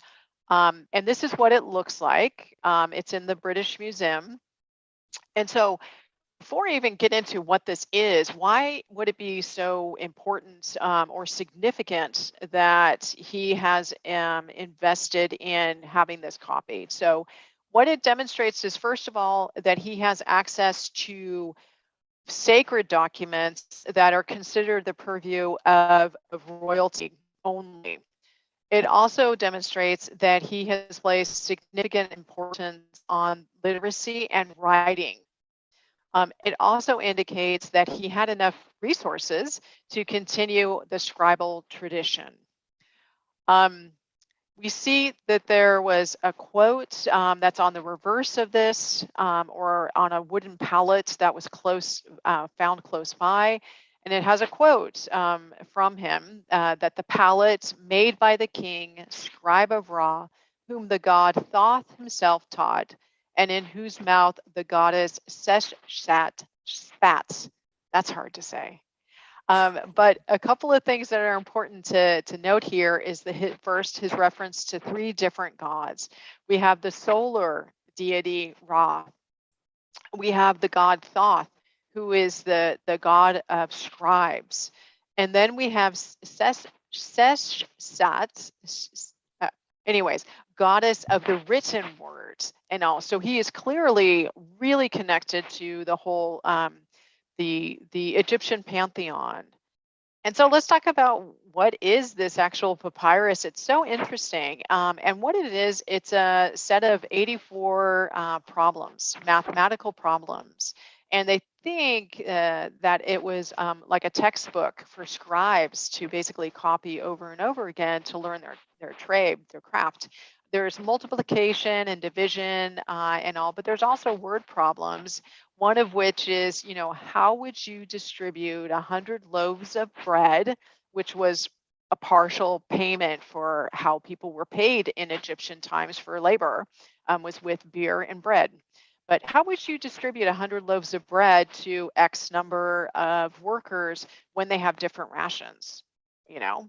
And then there's also a formula for determining the appropriate slope of a pyramid, which I understand is not accurate, but still it's there, showing that this is really important. And Pepe is celebrating. This is something that we need to hold on to. This is an important part of Egyptian tradition. Then we have something that was quite common in Egypt, and I'm sure other places as well, where previous or predecessors objects that were venerated were actually reappropriated, and the names of their predecessors scratched out, and then their names, the new pharaoh's names, inscribed upon it. And these are you're seeing a picture of the so-called Hyksos sphinxes. And there are 4 colossal sphinxes that date from the 12th and 13th dynasty, 2 kings. And they were appropriated by a Pepe of the Hyksos. And we see a partial part of his cartouche. And the cartouche is basically how the royalty would sign their names, enclosed in that little lozenge thing. And I really like this image because it's an actual photograph from the original notebooks of the French archaeologist Mariette when he was digging in 1863. The Egyptians at this particular point in time were not technologically advanced when compared to a lot of the immigrants that were coming into Egypt, meaning people from the Near East. What these immigrants brought with them to Egypt was a faster wheel for pottery production. They also brought improved techniques on metallurgy and weaving. They introduced new musical instruments, which sadly I was unable to find any examples, which is a bummer, but evidently they introduced some new ones. And then they also, as Richard mentioned, introduced new weapons. They may have introduced the concept or idea of full body armor. That is still undetermined, as is whether or not they introduced the war chariot. So I think what is important for you to take away from this is that, this image of the Hyksos being like an inferior people, or these immigrants being inferior people, they brought a great deal to Egypt. Other archaeological evidence that we find that relate to the Hyksos are these things called these scarabs. And scarabs were basically like these usually metallic or stone that had the imprint of someone's like seal or their name. In this case, we're looking at king's scarabs with their actual names. And these are all scarabs that are from the Hyksos kings and all. And they are found throughout Egypt, but they're also found within the Near East. I mentioned that King Kian has objects that are found as far away as Babylon, as well as on Crete. So these are things that are pretty ubiquitous that are associated with the Hyksos. And after pottery, this is the most archaeological support we have of Hyksos and who they were. I'm now going to move us on to architecture. We took a look at a couple of things related to architecture. So let's talk a bit more about what possible Hyksos architecture would look like. And what you're seeing here is a reconstructed palace of Avaris, which Richard made mention of earlier in his presentation. What has been excavated is evidence of a monumental staircase, a platform, and a column tall. So a very sophisticated design.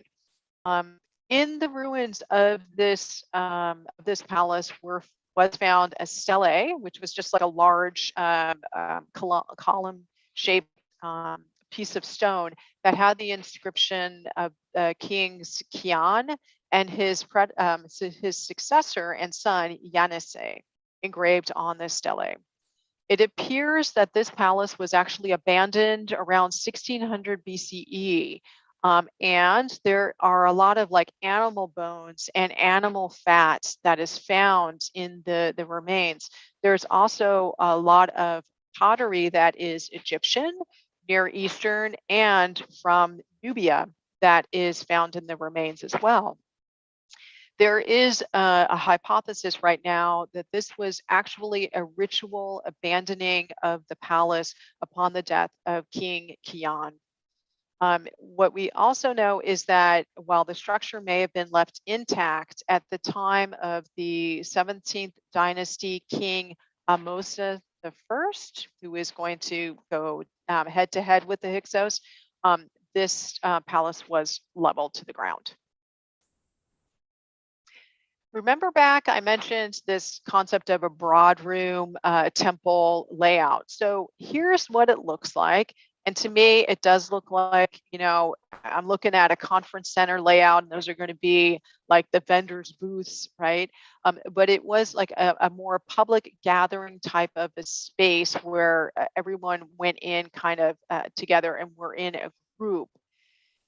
Compare that to traditional Egyptian temple architecture, and it is much more processional. It's like an experience going from kind of like a start to an end, with people entering in through these massive pylon gates and then going through to this courtyard for gathering. And then getting back into this area, you have another hall, but much smaller, and then the actual sanctuary where the cult statue of a god would be housed.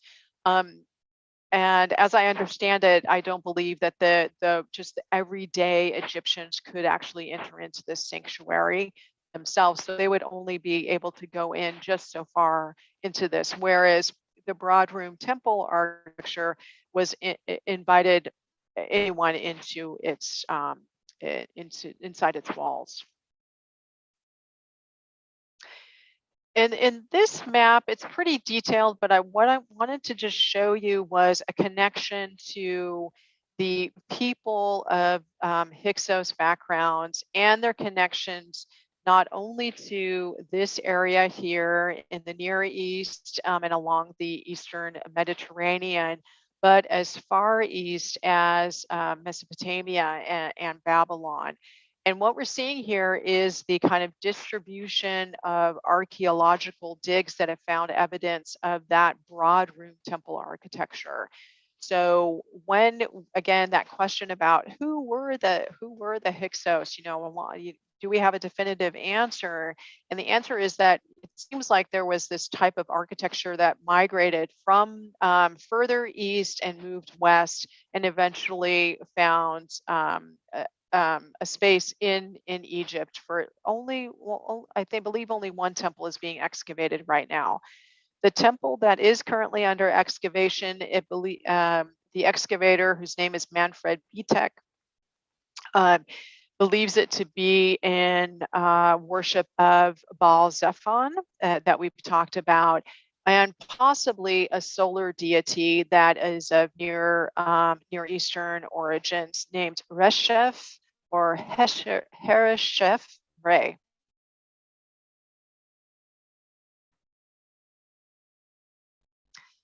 Moving out of kind of like the religion and architecture and now into the burials. And the thing to take away from that is, like a lot of the other cultural artifacts that we've been looking at, burials too have been are indicative of a fusion of cultures. So let's take a look at this fellow whose name is Numhotep II. He was a high-ranking official in the 16th nome or department of Egypt. This dates to about 1900 BCE, was found at Beni Hassan, which is where we find mortuary temples of Queen Hatshepsut. And there are Hyksos or Asiatic elements that are portrayed in these beautiful frescoes. So we started off with the image of this fellow here, who is labeled as being a Basha of the Hyksos, and the people that are in procession along with him that he's leading are labeled Amu. Up here is the depiction of Khnumhotep himself, and he is portrayed again with that kind of traditional Near Eastern, hairdo. And he has something else that's of note, which is non-native, and that is he's carrying something called a like it's a curved stick and wielding it, and it's a little bit different than what we see like with a mace that's held by an Egyptian pharaoh in the same kind of a pose. It's a different kind of design to it, and the procession here is paying reverence to Khnumhotep, who has died, and this is his tomb. Another burial here, a bit more gruesome, is just a schematic of a tomb that was found at Avaris. It dates to the Middle Kingdom. It was another individual who was from the Near East who held a high position, because if they were able to access enough resources to have the construction of an elaborate tomb such as this, it means that they were wealthy. They had a sense of connection to wealth. And what we see here are a couple of things. First off is that the body is contracted and in a fetal position. Traditionally, Egyptians are laid out prone, like you think of the mummies that we see in all of the movies and imagery. They're laid out on their backs. This one is contracted in the fetal position.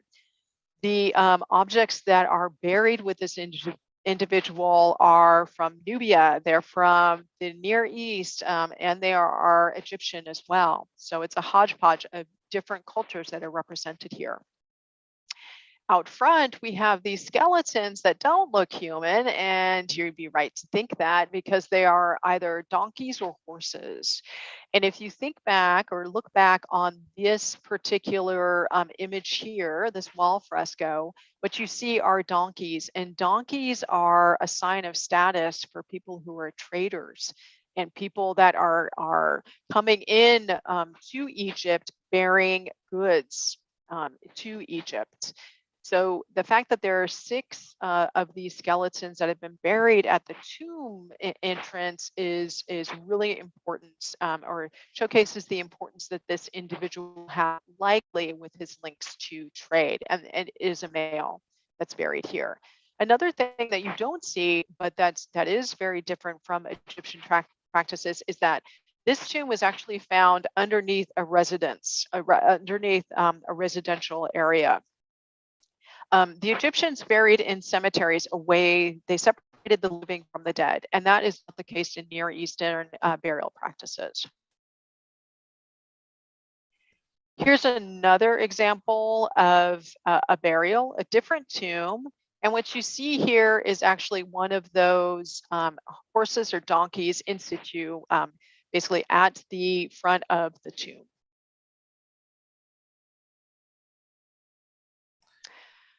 Going to go quickly into pottery. Just the key takeaway here is Lisa, that, Lisa, yes, go ahead.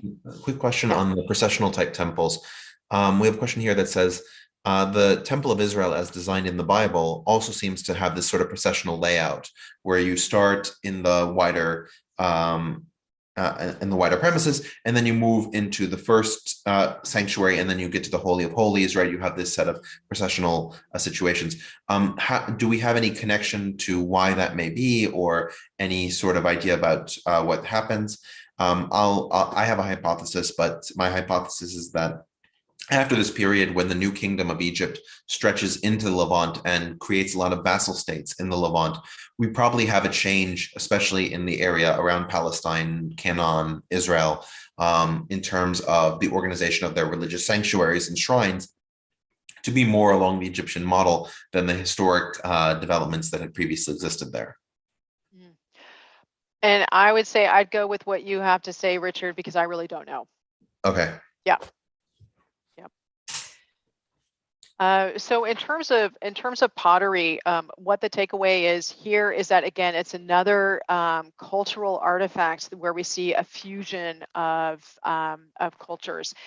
But what's different about this is that we see that there are pots that are manufactured in the Levant that are very distinct and very unique. What you see here is a traditional pot, and they're referred to as Tel El Yahudia, where and what that is, it's a location in Egypt where there's a big concentration of this pottery found. However, what you're seeing in this particular image is the pottery that is manufactured in the Levant itself. And what makes it distinct is that there's like these pinpricks that are used as the design of the pots. And then those were filled in with actually kind of like a white paste or something to make them really stand out. So we have that, and then we have this type of similar pottery, which is still considered Tel El Yahudia ware, but it dates to 100 years later, and it is manufactured actually in Egypt.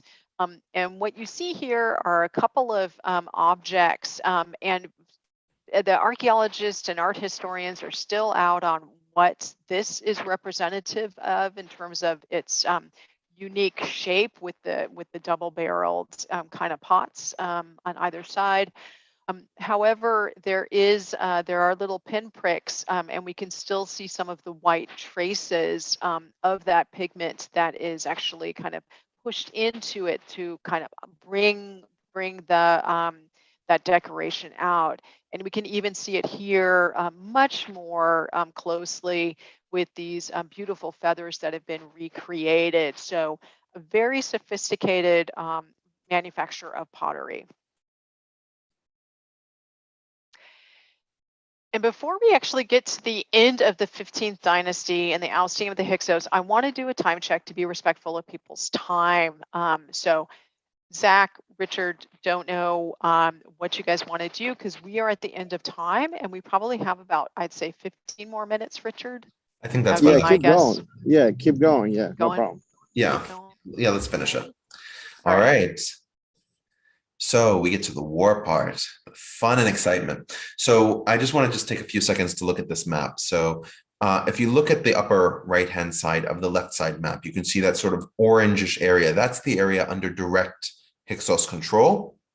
Now, the pink areas and the yellow areas are areas that are under Hyksos vassals or direct control, or areas that they can extend their power to. We know that they had building materials that came from as far south as Hierapolis, which is the farthest south yellow coated city, right? And you can see below them, right, in that sort of light green color, we have the 17th dynasty, which is the direct successor of the 13th dynasty. Right? You have the 13th to the 16th to the 17th dynasty. Those are the Egyptian dynasties based on Thebes. And you can see Thebes there at sort of the center of the 17th dynasty. Now, the thing that distinguishes the 13th, 16th, and 17th dynasties is not that clear. This was just how they were segmented in both Manetho and the Turin list. There is a debate as to whether the 16th dynasty was an independent dynasty or what made it distinct was that it was a vassal state of the Hyksos as well.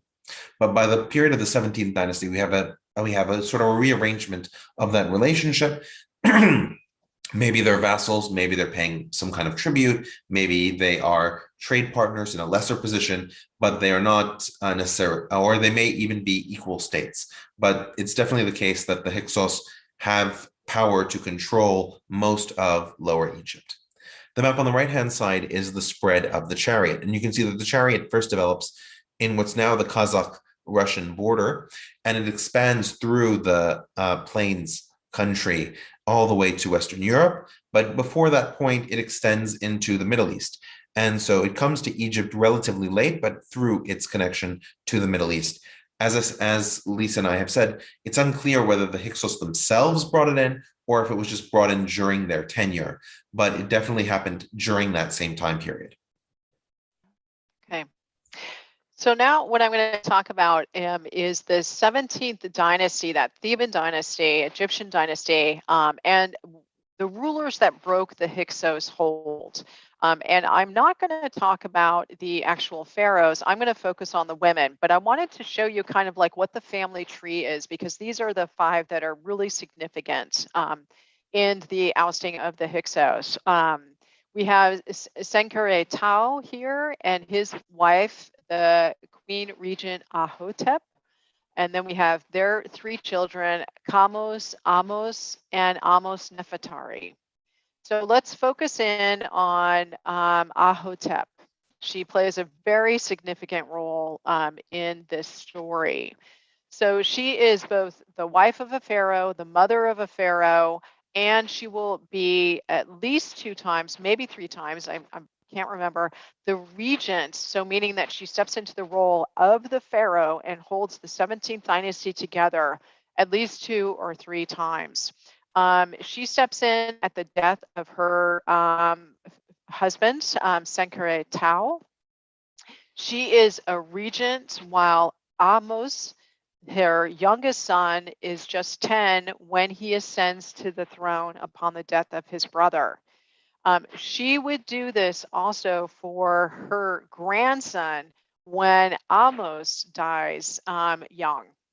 She is also recognized as a warrior queen herself, as we can see from this really lovely burial object that was found with her sarcophagus. And it is a necklace of golden flies. And the golden flies were the highest honor paid to people that served in the Egyptian military. We know that Ahotep, while her son Amos was up in the north fighting against the Hyksos, actually quelled a rebellion that had taken place in the south. So very, very influential character that sets the stage as well for future 18th dynasty women powerful leaders. Then we have her daughter Amos Nefertari.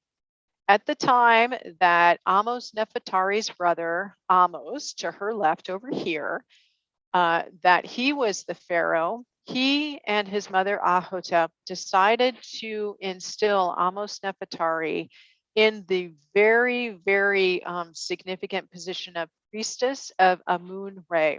And why this is significant is because the temple of Amun-Re housed a great deal of wealth. That's where a lot of the money went and all. And so the fact that she was the priestess there, she had access to a great deal of resources and financial means, as well as religious authority. So this was a way to fund campaigns that continued for a couple of pharaonic rule as they kept fighting against the Hyksos and battling them back.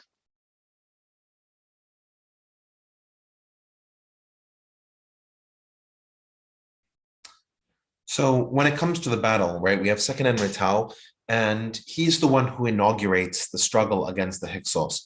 And while we don't have any sources from him directly, we do have him. You can see his skull, this mummified skull. Remember, Egyptians mummify their dead. And in that, we have a gigantic gash above his eye. And that gash is consistent with the shape of a Canaanite axe head. You can see an axe head in the upper right-hand side. This shows that he likely died in battle, and that he would die in battle against somebody who was Hyksos, because that would be the only reasonable way that he could come into contact with a Canaanite axe head. We also have fun and exciting stories of Seqenen-Retau and his disgust for the Hyksos. In particular, he says that the hippopotamus bath at the palace at Avaris was keeping him up at night, and so he needed to shut it down so that way he could sleep. Of course, such distances and the sounds of hippos can't carry over those distances. but it was an indication, right, metaphorically speaking, that the Hyksos were this presence that had to be expunged. And their noise, their behavior was polluting the land and had to be removed. So while we don't have any indication of how exactly his battles went, it doesn't seem like he survived at least one of them. So one thing I will add is we look at this, and there's obviously terrible violence that's been inflicted on this person. On the other hand, we also have evidence that the 17th dynasties, at least earlier on, and the 15th dynasty actually had fairly friendly relationships. And that is when Senkerei Tao was asking his, no, sorry, that's Kamos. I am getting ahead of myself. I'll back up. So that they did have actually friendly relationships is that there is evidence of at least one northern princess from the area of Avaris that was that her name was inscribed in a Theban tomb, which is led archaeologists to believe that there was a marriage alliance made between a royal princess of the 15th dynasty and someone in the 17th dynasty that also had a powerful position. So we do see the story change a little bit, and it does change the closer that we get to Senkerei Tao and his successors. Absolutely. So we have the Carnarvon tablet, and this is a tablet that's made erect by Kamos in recognition of his war against the Hyksos. And he writes here, "I should like to know what serves this strength of mine, when a chieftain in Avaris and another in Kush, and I sit united with an Asiatic and a Nubian, each in possession of his slice of Egypt, and I cannot pass by him as far as Memphis. No man can settle down when despoiled by the taxes of the Asiatics. I will grapple with him, that I may rip open his belly. My wish is to save Egypt and to smite the Asiatic." So we have a few things to sort of pull from this in terms of the political situation that we have in Egypt. The first one is that it seems like the kingdoms are relatively equally matched in terms of size, scale, and scope, right? He seems to see himself in terms of his military ability and a diplomatic position as being roughly similar to the Hyksos, which he's calling the Asiatic in the north, and the Nubians in the south. And the second one is that we have a tax or tributary relationship that exists, at least in some degree, between the Egyptian dynasty in Thebes and the Asiatics to the north. Another piece that we can sort of take from this is that the Hyksos actually maintain a viable frontier. And so the city of Memphis, right, is now beyond his reach. He actually needs a military escort in order to go there. And so this solidifies, at least in our mind, the power that the Hyksos had, as much as Kamos may not wish to admit that. And of course, there's the direct information that he poses there, which is that he is going to continue a war to remove the Hyksos from from Lower Egypt. All right, so go ahead. Yeah, the one thing that I might just add here is just looking at this artifact, because this doesn't look like Egyptian hieroglyphs, right? This is more in the, I believe this is the hieratic script, which is like cursive, right, of Egyptian hieroglyphs. So I wanted to point that out. No, that's really cool. All right, let's keep going. So one of the things that Kamos also describes in this tablet is his raid on Nefrusi, and he gives several key pieces of information that allow us to at least construct some sort of understanding of his military overture. So we can see Kamos in the lower left-hand side, and he mentions several different things. The first one is that he uses Medjay. Medjay are mercenaries that are hired from Nubia. And they continue to be a part of ancient Egyptian warfare throughout the New Kingdom, right? The 18th, 19th, and 20th dynasties. So these Medjay become sort of his elite strike force that he imposes in the battle. Another key element is that he mentions that he has foragers, and a forager is a development in the military to use the local resources to then help feed the troops, right? This helps ease supply lines and makes it easier to amass a larger force at a location, because then you don't have to have that long supply chain for as many people.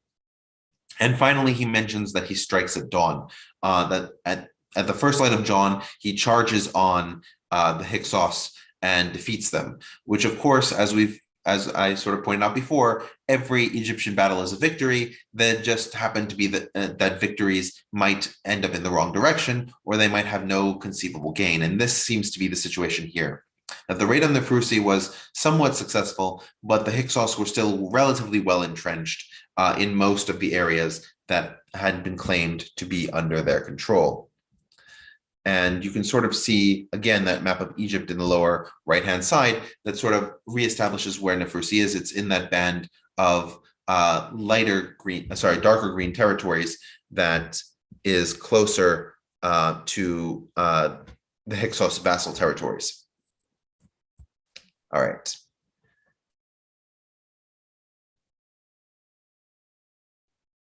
So the second piece of the tablet that I wanted to examine is the following. I captured the Hyksos messenger in the oasis upland as he was going south to Kush with a written dispatch. Kush is another term for Nubia. With a written dispatch, and I found it on the following, in writing by the hand of the ruler of Avaris, the Hyksos. Ruler, son of Re. The ruler's name is etched out, which is why we don't know which ruler it was. Ruler, son of Re, Apophis greets my son, the ruler of Kush. Why have you arisen as ruler without letting me know? Do you see what Egypt has done to me? The ruler which is in her midst, Kamos the mighty, given life, is pushing me off my land. I have not attacked him in any way comparable to all that he has done to you. He has chopped up the two lands to their grief, my land and yours, and he has hacked them up. The first thing, of course, that we have to notice is that this is written by Kamos. As we've pointed out, Egyptians are not writing accurate portrayals of what has happened. And so naturally, the position of the Egyptians in this situation is going to be far stronger than otherwise. That said, it shows several different aspects going on. The first is that there's a strong alliance between the Hyksos and the Nubians, and that this messenger who Kamos intercepted, or his agents intercepted, was a person who was bringing message to Nubia to intercede on Avaris's behalf in order to effectively constrain the 17th dynasty. The next piece that's very important is that we have this understanding that the Egyptians are attacking both sides, right?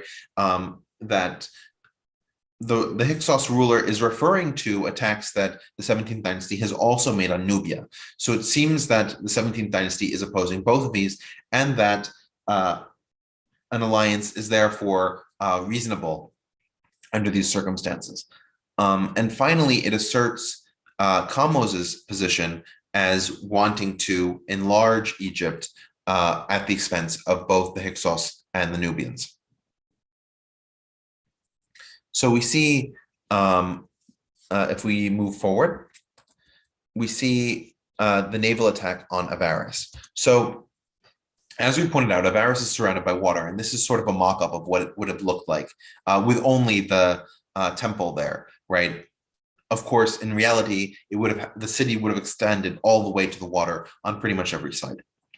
So in order to launch this attack on Avaris that Kamos will now describe, he has to have effective naval capabilities and amphibious assault capabilities. So this is a picture of a riverboat from the New Kingdom, which is probably more advanced than what Kamos had at his disposal. But we know that he aligned these ships along the edges of Avaris and launched that amphibious campaign. He also discusses using flanking maneuvers. So he would come across the land to the small land bridges that there were in order to attack the city, in addition to these amphibious assaults. During the reign of Kamos, it doesn't seem that these amphibious assaults were successful on Avaris. Avaris maintained its position, despite the fact that the tablet seems to indicate that there was a victory. Again, Egyptians will claim victory even if there was no victory, and the fact that Avaris continues to be a threat even to his successor, Ahmose I, indicates that Avaris was not successfully taken in this water-bound attack.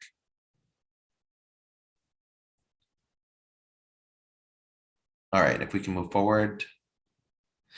Then we go to Ahmose the First, the successor, and believed to be progenitor of the 18th dynasty. Now, Ahmose also launches amphibious assaults. You can see from the Egyptian carving on the right-hand side, you can see his chariot over water, indicating part of that amphibious assault. It also shows that the Egyptians had embraced the use of the chariot. Ahmose discusses having a chariot as well. And the presence of the chariot in the Egyptian military was, as I said, directly a result of this 16th dynasty. As a result of the trade between the 15th dynasty, which is the Hyksos, and the 17th dynasty. Ahmose the First is not content with simply taking over Avaris.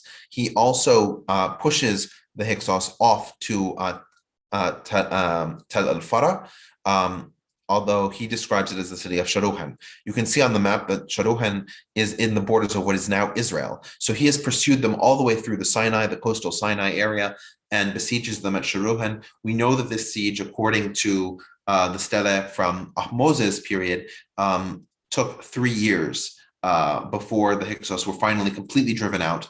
And Ahmose continued, him and his successors, to launch campaigns into the southern part of the Levant, as we previously discussed when talking about how the temple structure may have reflected Egyptian temple structures. All right. So we're at the end here, and we wanted to talk about the legacy of the Hyksos. Now that they have been ousted, what is the lasting imprint that they have had on Egyptian culture and politics moving forward? So the first one is in terms of identity, and the all-powerful pharaoh, if we remember back, and his inability to keep Egypt intact, the disruption of order and ma'at. It's hard to stress just how important and devastating a blow that was to the Egyptian worldview. So there was a huge effort in remaking the image of Egyptian, but especially the pharaoh's role. And it was a narrative that would continue for some 500 years after the Hyksos and had a lasting imprint, even in ancient historian Manetho, as well as down to our times. Then there's also the fact that they were demonized, as Richard pointed out. They became the boogeyman, and they became a scapegoat to basically blame for a terrible period during Egyptian times in which the gods had abandoned the Egyptians, and this was their punishment. And it took the pharaohs to reinstate and overthrow these demons, these barbarians, in order to bring Egypt back to their greatness. There is a change or shift in ritual, which Richard touched on, where Seth is reinstated in the Egyptian pantheon, and his attributes change a bit more, and he becomes associated with this god of disorder and confusion, as well as foreignness. We'll also see that he will become extremely important to the 19th dynasty. And then Richard, do you want to talk about this one? Sure. One of the defining aspects of the New Kingdom, and I sort of touched on it a little bit when I was talking about King Pharaoh Ahmose the First, is that the New Kingdom pharaohs have a very expansionist foreign policy, and they conquer most of the Levant region. You can see there. They also conquer Kush and incorporate Kush into their empire. They turn Punt, which is the modern-day country of Eritrea. They turn Punt into a vassal state, and they also launch invasions into the Lebu, right, the Libyans. Part of the underlying mentality that I think is very similar here would be for those who know Russian history. After the Russians were conquered by the Mongols, the Russians pushed off the Mongol yoke in several different iterations, especially starting with Ivan the Terrible. And after that point, they just kept conquering east because they didn't want any surprises. They didn't want anybody to overthrow their government. And so that's why Russia expands from the late 1400s all the way to the mid 1600s to the Pacific Ocean. They just keep going, in this expansionist rage of like, nobody is going to sneak up on us ever again and take us over in this way. And I think the same sort of mentality permeated Egypt. And the term retinue, which refers to the Levant region, basically became almost like a curse word where these rulers were concerned in much the same way that the Mongols have taken on that negative aspect.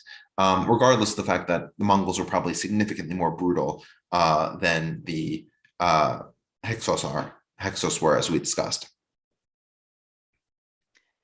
So with a final image to leave you with, this is from a relief of Ramses the Great, or Ramses II, smiting his enemies.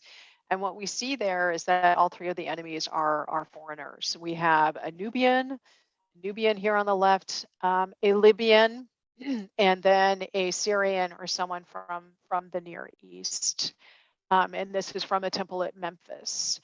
And with that, we will conclude today's presentation. Any questions, we're happy to help answer any questions and stay on. Here also is a list of resources for anyone that is curious to learn a bit more about what at least I was using for references. Lisa, Richard, this was such an amazing presentation. Oh my God.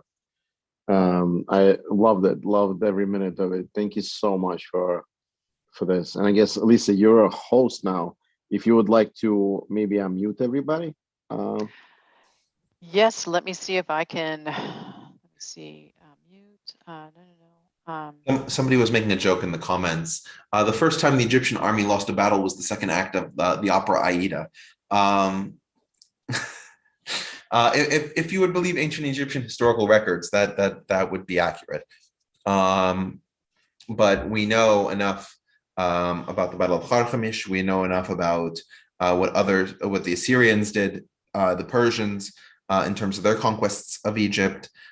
Egyptians were not necessarily the masters of battle. In fact, part of the longevity of their civilization was on the fact that they were surrounded by deserts for the majority of the time that they were around.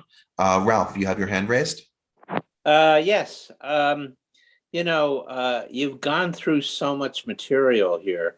I'm just wondering if you could give us just a little bit of a time frame. I mean, when are you talking about Sure. the beginning of the Hyksos era, and when is the end? Yes, Lisa, if you wouldn't mind going back to one of the early slides when we have the timeline.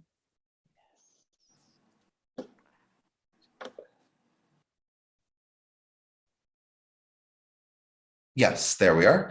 So you can see here, we're talking about the period from roughly 1800 BCE to about, about 1600 BCE. That's pretty much the period that we're talking about. That 200-year period, the Hyksos themselves ruled for about 100 years in the middle of that, closer to 1750 to 1650. But that's the period that we're talking about, that second intermediate period in Egyptian historiography. This is fascinating because even though there's virtually nothing that coincides with, the biblical account of, the Israelites enslaved and, any coincidence with the Hyksos in that way. But this would be around the time, the end of the defeat of the Hyksos would be around the time that the Bible would trace the Israelites to be enslaved in Egypt. I would actually disagree with that timeline. The majority of people who try to impose the Exodus onto the actual historical timeline, because most archaeologists say flat out that there's no evidence that it occurred, and they support the hypothesis that the Israelites are Canaanites who moved into the hinterland with no sojourn in Egypt. But to the extent that there are people who try to impose it, they're imposing it around 1300 BC. So that's about 400 years later. Well, yes. This is what I'm saying. 400 years What later, I'm saying is that the enslavement period would have begun at the time. If you're saying that yes. the Hyksos were defeated around 1600, and the Bible says they were enslaved for 400 years, then that works chronologically. I know the evidence isn't particularly there, but it just does work chronologically. We also know that the Hyksos had some kind of Semitic origin. So you may have had so the Israelites, not being exactly the Israelites as described in the Bible, might have been, leftovers from the Hyksos era who were enslaved, and then emerged on the other side as Israelites as the Bible describes them. I know it's kind of far-fetched, but it works chronologically. I was going to say, the Egyptians, especially Ahmose, make it very clear that they expelled not only the Hyksos, but the civilian population as well. The Asiatics were not to come to Egypt. To the extent that there are historians who try to square this circle, the majority consensus among those, and again, this is a minority opinion within Egyptology and biblical archaeology, they say that the Israelites came down as a mercenarial outfit, that they were brought in by the Egyptians to defend the northeastern frontier, that they stayed for a while, that they became the Hyksos in the sense of like they had some ruling government in the northeastern part of Egypt, that part matches the historical record of the Hyksos, and then they were expelled by the Egyptians, right? That's the most common sort of attempt to embrace the biblical timeline. I've not seen any reputable archaeologists say that the remaining Hyksos, the remaining Amel, let's say, the Asiatics in northern Egypt, would later leave 400 years later after having been enslaved, and that forms the nucleus of an Israelite community. I just don't see any archaeologists saying that. Maybe, Lisa, you've seen something different, but nothing I've seen. No, I don't. And also, thanks for the question, Ralph. Are there other questions people have? Yes, I don't have a question, but more like make a comment, and maybe you can guys comment on it. So they said that the so-called invasion or settlement of Hyksos was happening in the matter of segments, right? So you would have them settle in the outskirts of Egypt initially, and they weren't really kind of like invading in one horde, as Richard had mentioned, Golden Horde.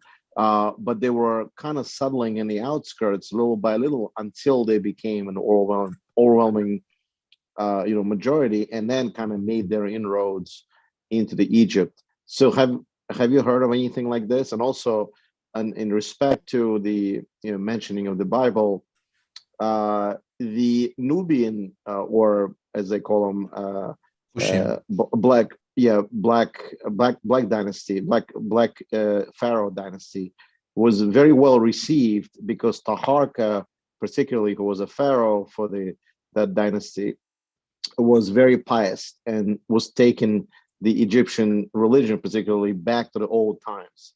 Was the reason then Hyksos were not well received because they didn't really respect Egyptian ways or Egyptian, piousness, so to speak, or godliness? Those are the kind of common question type of thing. Sorry.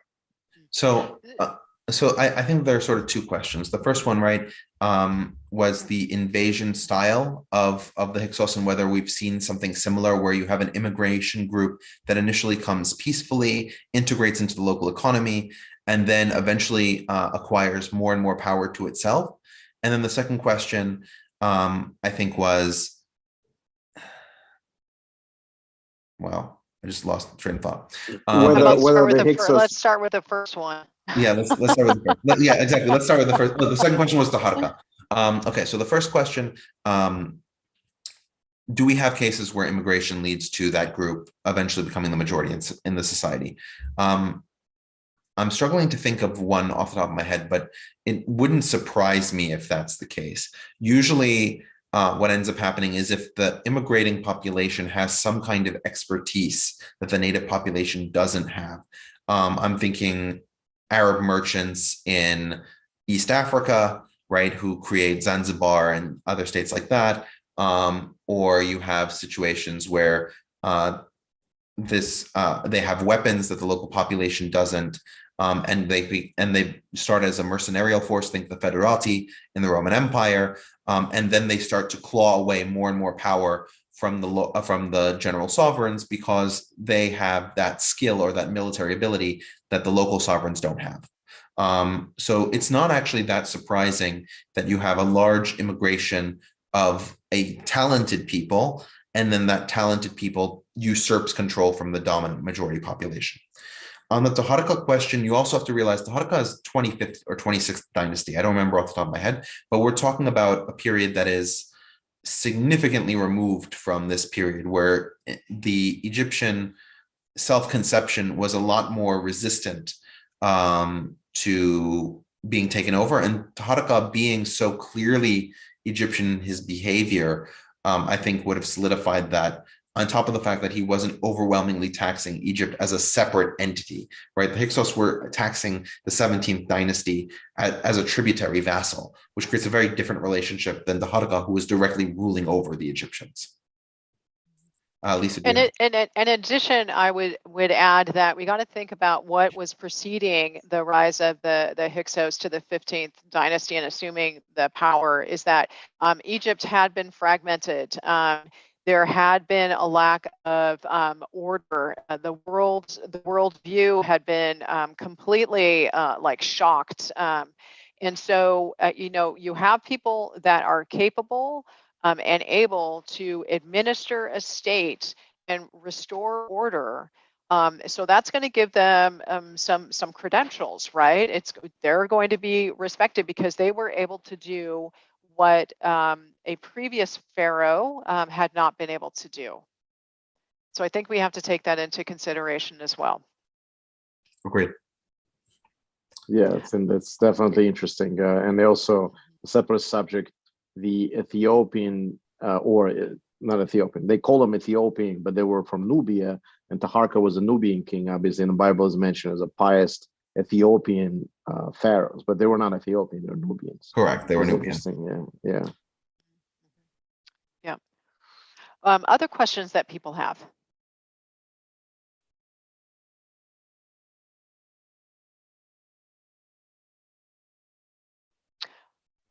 No, I think this is. I think we can wrap it up.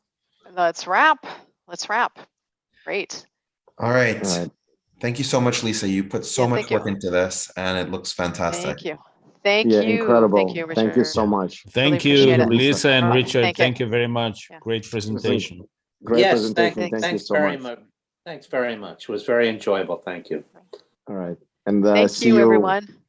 Thank you, Lisa. And I hope you come back again to do one more. I know you're busy, but we all love you here, It's very sweet. Thank you. Yeah, thank you. All right. Thanks, guys. Thank you. Thanks, everybody. See you. Bye-bye. Bye.